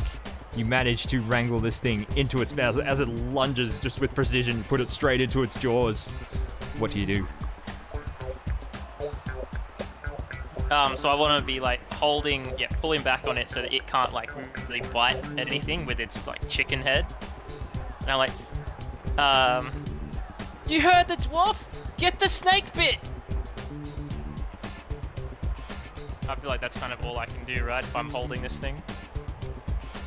Pretty much, yeah. If you're gonna keep you basically like grappled it, so you'll have to maintain it. Dumplin', it's your turn.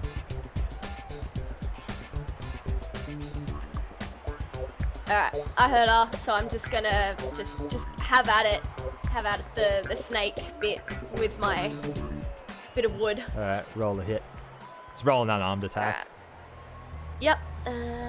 Give me. Yeah. Oh. Hang on. Here you go. I'm on strike. Down. Oh. That'll do it. That's a hit. Roll a d4 for damage. D4. Alright. There's my little D4. Of 1 damage. You strike this thing in the tail. It's like a little thump. It barely notices as it's being like wrangled, it's thrashing around as Peaches is restraining it. Alright, the other one. Hearing the distress calls from the one being restrained, runs and lunges at you, Dumplin', and makes a bite attack. Or a critical hit.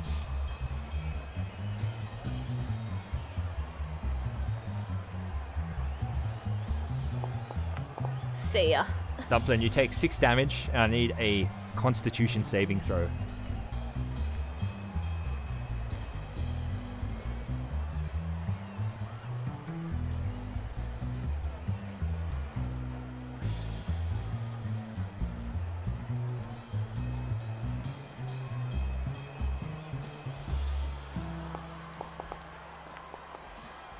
You pass the Constitution throw. No calcification.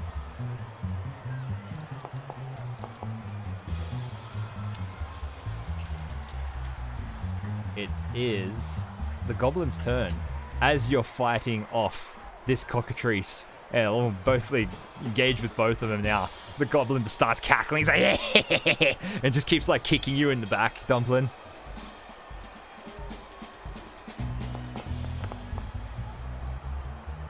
A 16 to hit. You take 3 bludgeoning damage, Dumplin'.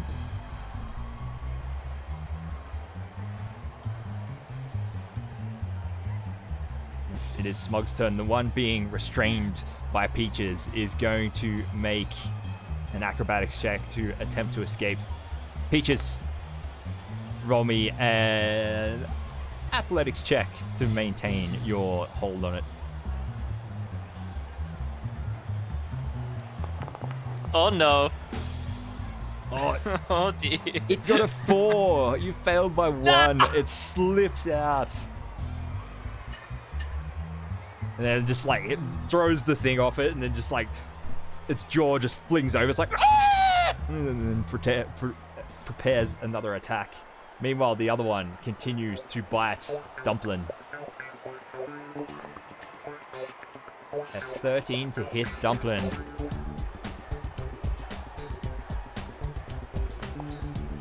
You take 4 piercing damage, Dumplin, from the attack, and I need a Constitution saving throw again.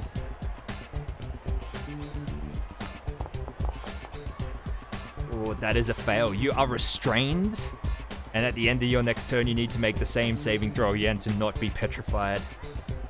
Which is now, what do you do with your turn, Dumplin? So it's bit onto your leg, or your arm maybe, if that's what you're fending it off with. And now that limb has started to seize up. Need it, Katie. If it's bit my leg, I'm gonna grab the tail and just rip it off if I can. Just roll an unarmed attack with disadvantage. Alright. So hold control while you roll it. Where am I? Oh. Did it work? It's not working. Hang on. Oh, that would be why, because I'm stupid. No? Maybe not. Roll? Come on. Did it roll?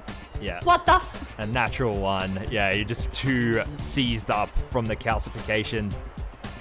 I need you to make a Constitution saving throw.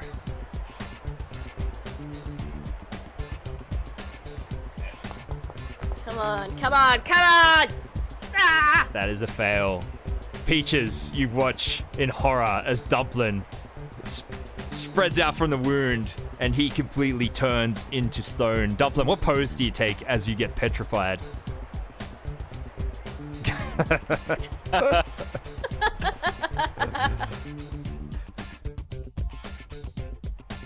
The Kobold is just lurking in the corner over here. He feels safe. He's like, I'm gonna win.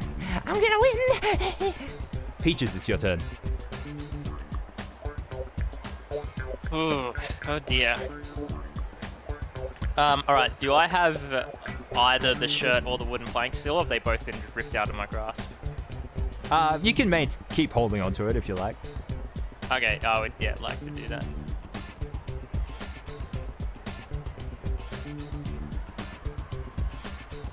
Shit. No!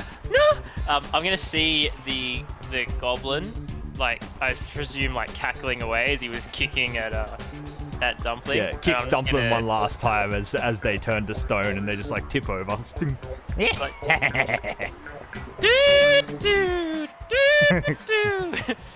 I'm just gonna, I'm gonna disengage from this cockatrice and just move over to the goblin, and I'm just gonna try and hit him over the head with the plank of wood that I'm holding. The disengage will take your action, so you'll have to hit him next turn. Oh, will it? Yeah, unless you want to provoke an opportunity attack to do it. Yeah, okay, I getcha. In that case, I won't disengage. I'll just move. Okay, we'll have as you do. Opportunity attack. Yeah, the cockatrice lashes out. A 6 to hit, you definitely step out of its reach. Yeah, I'll move over here and then just be like, Just roll unarmed attack.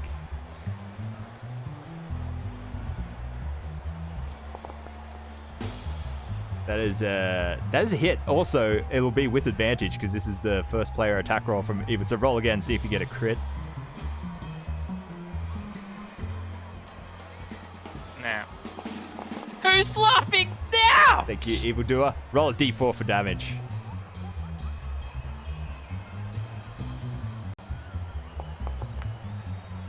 For damage, you clobber him over the head with the wooden plank. He's like, oh, he just sort of like dazed for a second. as this just see like splinters lodged into the side of his face where you whomped him with it.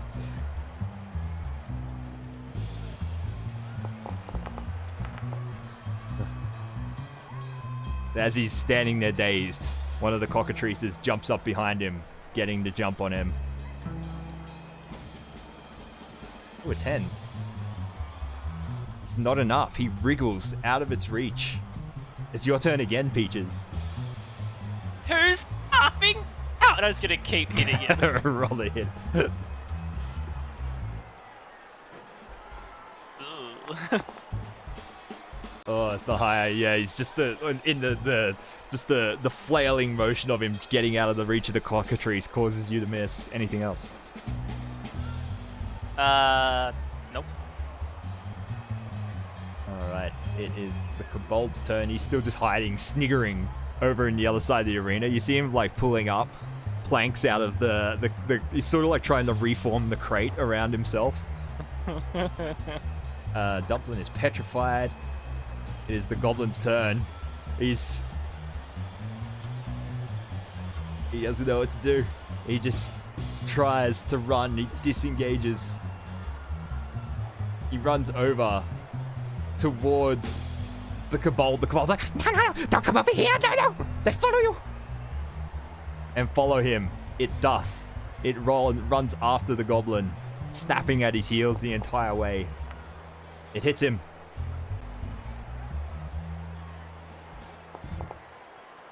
For 3 damage, which is enough. He trips to the ground, and the cockatrice just grabs onto the back of his lower calf and just like, and just heavily injects him with venom. You see the goblin like reaching up to the kobold for help. It's like, come on, help me! It is as he petrifies.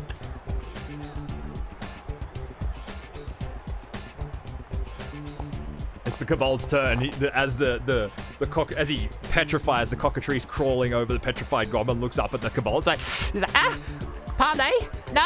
And he's gonna double move.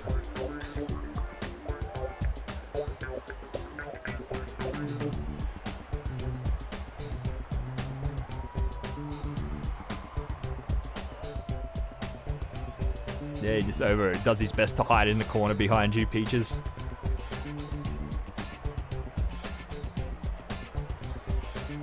Cockatrice gives chase, comes after him, makes a bite attack. Oh, a critical hit.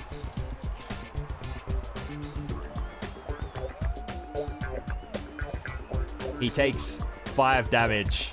You see as the cockatrice, as he's running up to hide behind you, Peaches, you just see the cockatrice like wings, or there's like this slow motion as the cockatrice spreads its wings behind the kobold, and it has this appearance like the kobold's an angel for a second. He's like, as he's running towards you, and then you just see the beak appear and just grab hold of his little chicken neck and just bite hard, and you see him petrify from the neck outwards. Like, he tumbles forwards. As this happens, in the next moment, Peaches, you got like this plank, you're like swinging wildly at these 2 cockatrices that all encroach on you as the last person. You just hear the announcement. Ladies and gentlemen, looks like we have a winner. The newcomer, one of the, what's it say here? Lower Jura lovers. That's awful. One of the Lower Jura lovers, ladies and gentlemen. Peaches! The crowd cheers. All these, you see these 2 handlers come in with those long, like, wildlife catching things with the stick with the hoop on the end of it, and there's grabbing hold of the cockatrice. The cockatrice like, as they're like dragged out of the arena and into the hallway.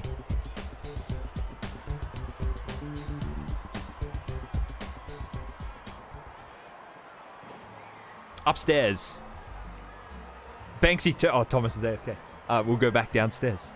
Johnny, you hear from the back room the crowd roaring with the cheering, and you hear like the muffled announcement. It's like, Peaches! Sounds like it's nearly time, kiddo.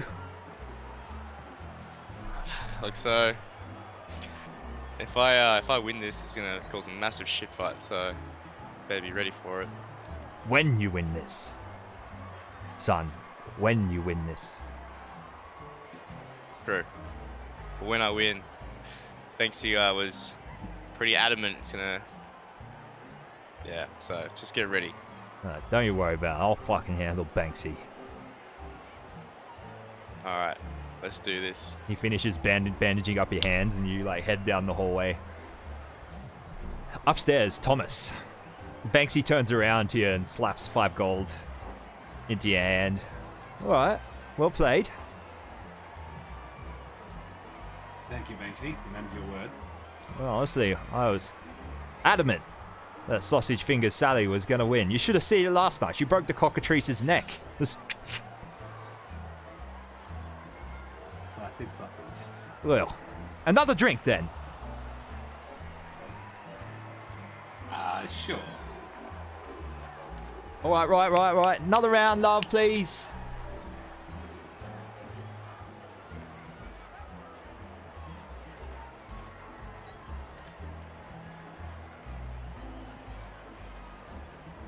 Right then, Banksy. You think your man downstairs is ready to go? Oh, I'm sure Sally's ready. Oh, let's kick it off.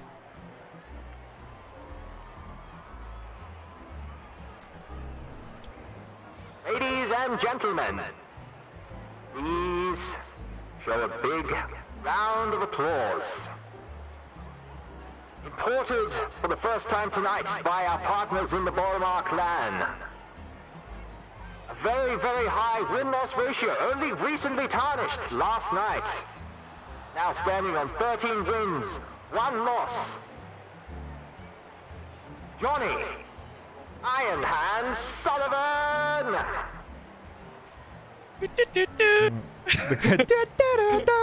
The crowd going wild, Johnny, as you push the double doors open, walking into the arena. Do you make a show of it? Yeah, it's like, you know, like, yeah. As you walk in, you make eye contact with the small red-headed gnome who's like, what are you doing, Peaches, over the petrified dumpling? I'm bashing the petrified goblin with the plank still. You see, like, over the other side, 2 Talentaplanes halflings grabbing hold of this frantic gnome who's bashing this petrified halfling on the ground and just sort of like drags it kicking and screaming out of the arena. She's like dragged through the door, and then you see a few more come out. The troll and the orc and the goblin come out, and they drag the petrified people like out as well, just like loud stone on stone dragging noises as they pull these people through the doors.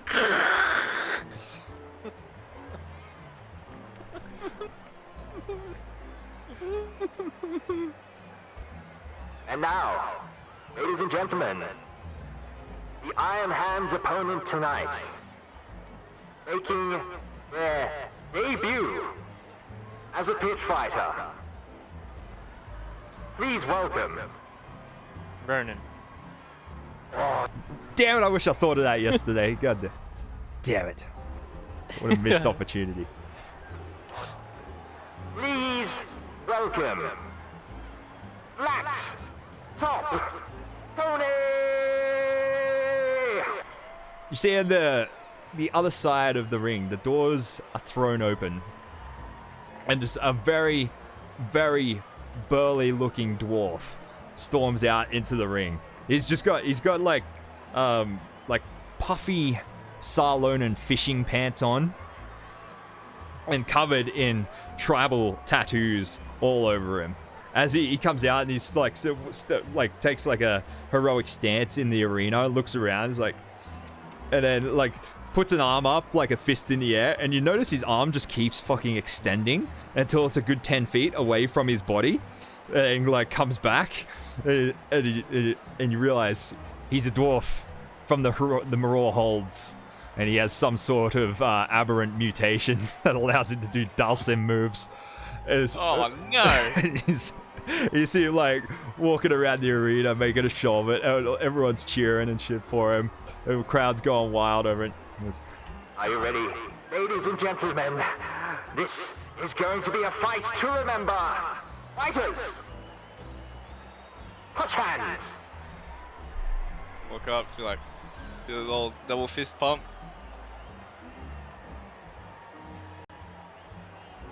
Let's remove.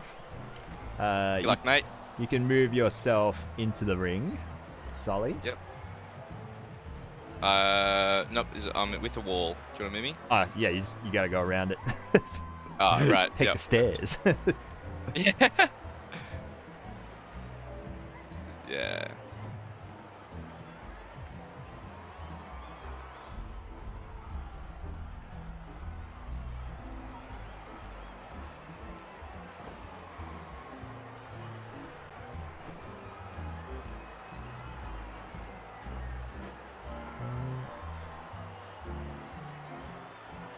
All right. So he walks forward. See, yeah, he touches you at your hands. Good luck. Good luck, mate. You are going to need it. All right then. He shakes your hand from 7 feet away. He's like, Yeah, that's like. Did Adam come up with this character by any chance? It's not a bugbear. All right. Johnny, roll for initiative. Roger that. Fighters, have at it. The crowd cheers.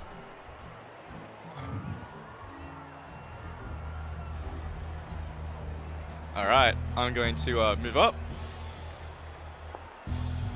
You have rolled highest on the initiative. It is your turn, Johnny. Moving up. I'm going to hit him with the unarmed strike. And then bonus action, going to follow up with a quick left jab. 20 is a hit. 3 damage. Your follow-up is a hit for 4 damage. Yeah, you just duck in just with lightning speed, just delivering 2 hits to him. You just caught him off guard. He's like, ugh. Anything else? No, that's it. All right. Staying close. All right, his turn. Ooh, does a 15 hits? Yes. It does. You take 7 bludgeoning damage. As he just sort of like makes eye contact with you, and then his knee extends out of nowhere and just collides with your face. His upper body doesn't move. The knee is just like, gadoosh, and just like hits you in the bottom of the chin. Muay Thai style. And round 2 is your turn again. Alright, so I'm going to hit him with the unarmed strike. That is a hit. 4 damage. Then I follow up with the flurry of blows. Oh, hold on. I gotta reset my key points. Flurry of blows. Okay.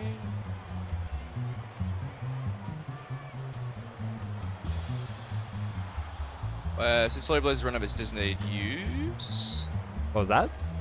It's like when I try to do it, it goes flurry of blows has run out of its designated use. I'm not sure why. I've got 3 out of 3 It's the points charges need to be reset. Did you hit okay. long rest on your character sheet? No.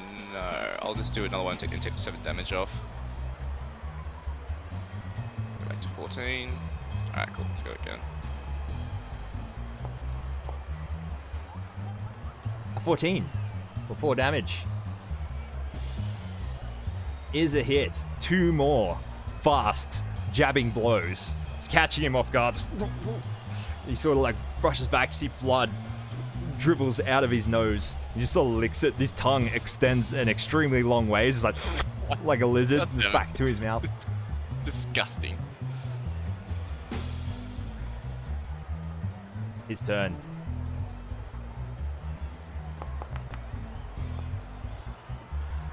A 14 to hit. No, I'm 14 armor class. That's that's a hit. Oh, so if it hits on it, you yeah, gotta okay, meet the then armor yeah. class, yeah. Yep, go, max damage on the dice. You take 8 bludgeoning damage. Ooh. Ouchie, ouchie, ouchie. Just both of his hands just extend in extremely long hooks just out the side, and he just like headache punches you on the side of the head, just in the temples. Johnny. Next round, he has rolled initiative. God.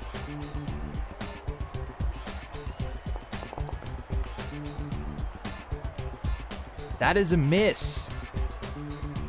Come on. It's your turn. Alright, hitting with the 12 is a hit.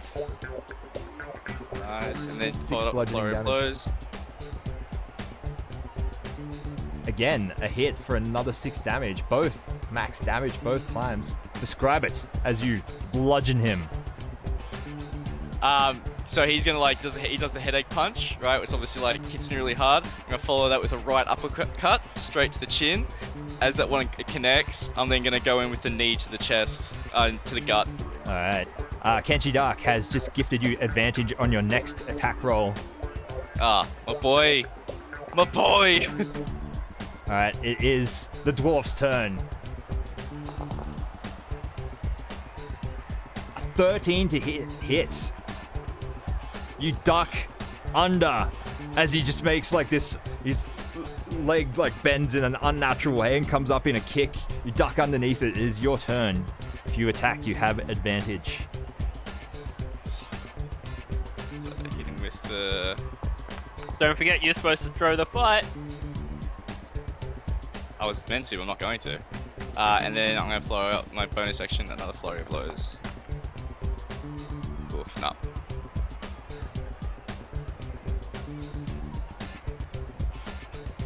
Alright. Second attack misses, but the first attack, 4 damage. Catch him in the chest.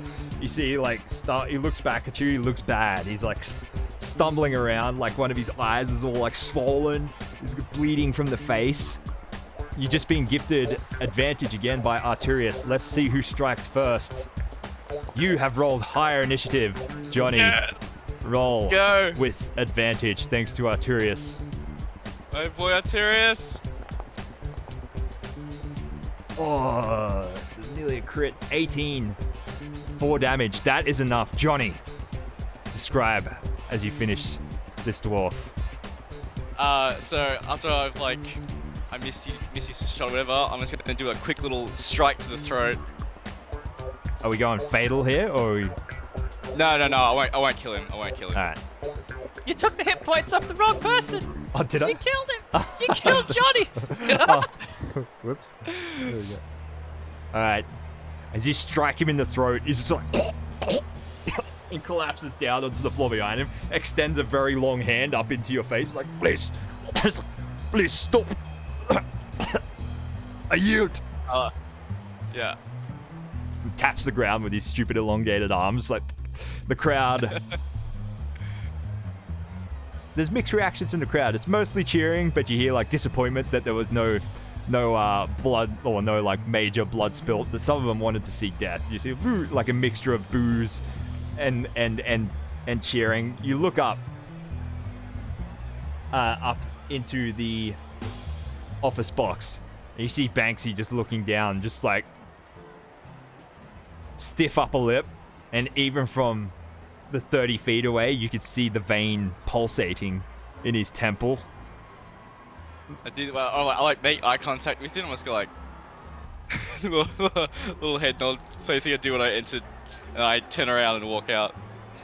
Up in the box, Thomas, you watch Dunto turns to Banksy. Well, your boy did good. Very promising. What's the matter, Banksy? You don't look pleased. Banksy just sort of like looks Dunto like dead in the eyes. Yes. Don't know what you're talking about, mate. I'm thrilled.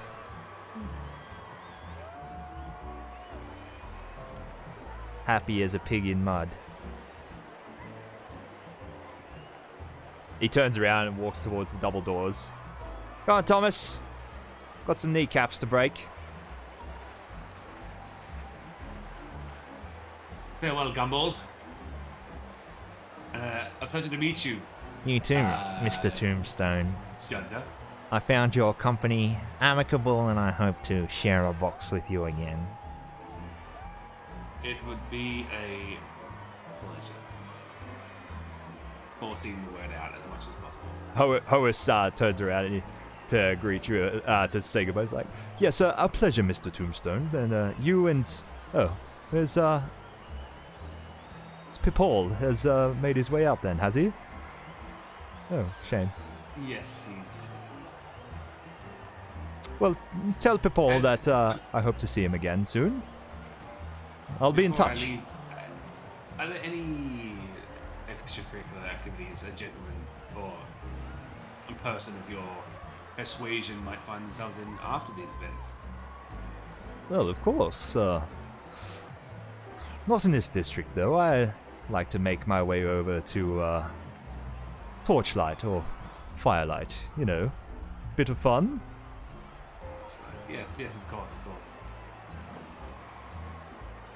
Well, perhaps we'll meet again. And I nod and turn around.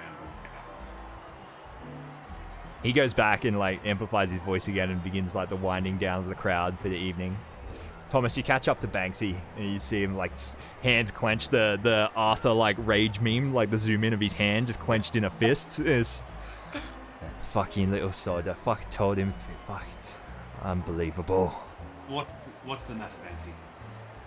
Our man Sully was supposed to throw the fight tonight, Thomas.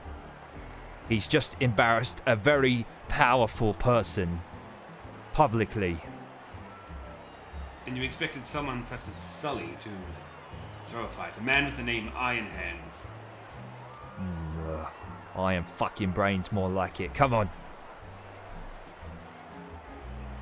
Rude. You. Downstairs. Banksy bursts into the room where you were with Hammer, Johnny. You have any idea what you've done, you little cunt? Ah, hi Banksy. Fucking hi, Banksy, me.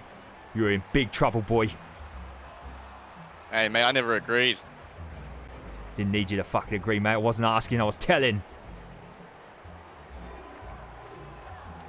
Well, I like to be told, I guess. Never interfered in my fights before. Now all of a sudden you come here, trying to tell me to throw a fight? That's not how I roll. Should have got one of the other plebs to do it. They throw all the time. I go for the thrill of the fight, mate. Hammer sort of like stands next to you. He's like, that's right. My boys, they don't throw, Banksy. He should have fucking thrown Hammer. You know who he was? You know that stretchy wanker was? No. He's fucking cousin of a very powerful city councilman. Oh, it's like I didn't kill him then. I'm fucking lucky. And who goes to say, Banksy, that he wouldn't have killed me if I had thrown? He just sort of like clenches his fists and he like turns around and walks towards the doorway. He's like, I tell you what, you two are fucking lucky I got business to attend to. You'll be hearing from me very, very soon. Alright, off you trot. He turns around. Probably got to go and walks. wax his bald head. He gestures, does the nod towards you, Thomas, and then gestures towards the door. Dear Tommy. Go to turn around, I turn towards Johnny and I'm like, thought you didn't know when you were fighting next. Look, mate, wasn't sure how this night was going to go down, so I didn't want to see that. No offense, I would have. If it was meant to be a normal fight, I would have loved you there. Of course. Well, stay alive until next time. Till next time, Tommy, have a good one. I turn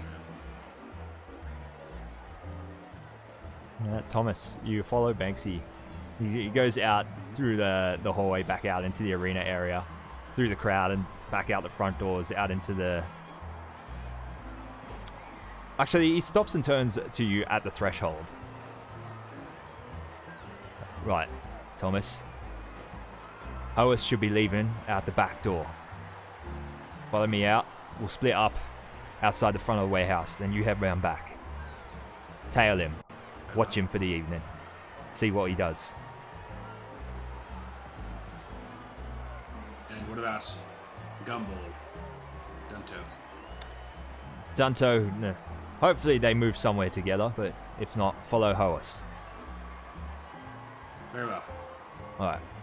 Now, if you excuse me, I'll gotta go see a man about a dagger.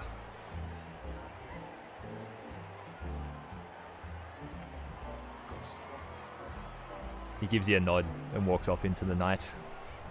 Thomas, you head around to the back of the warehouse into the shadows. And we'll pick this up next week on the next episode of Sulfur, Batshit, and Two Smoking Boots. Thank you for playing tonight, guys. Thank you. Thank you for running it. Thank Yeah. you. That was awesome. Arigato gozaimasu. Thank you to what's it called? Archer Kenny Shark for the initiative and advantages. That really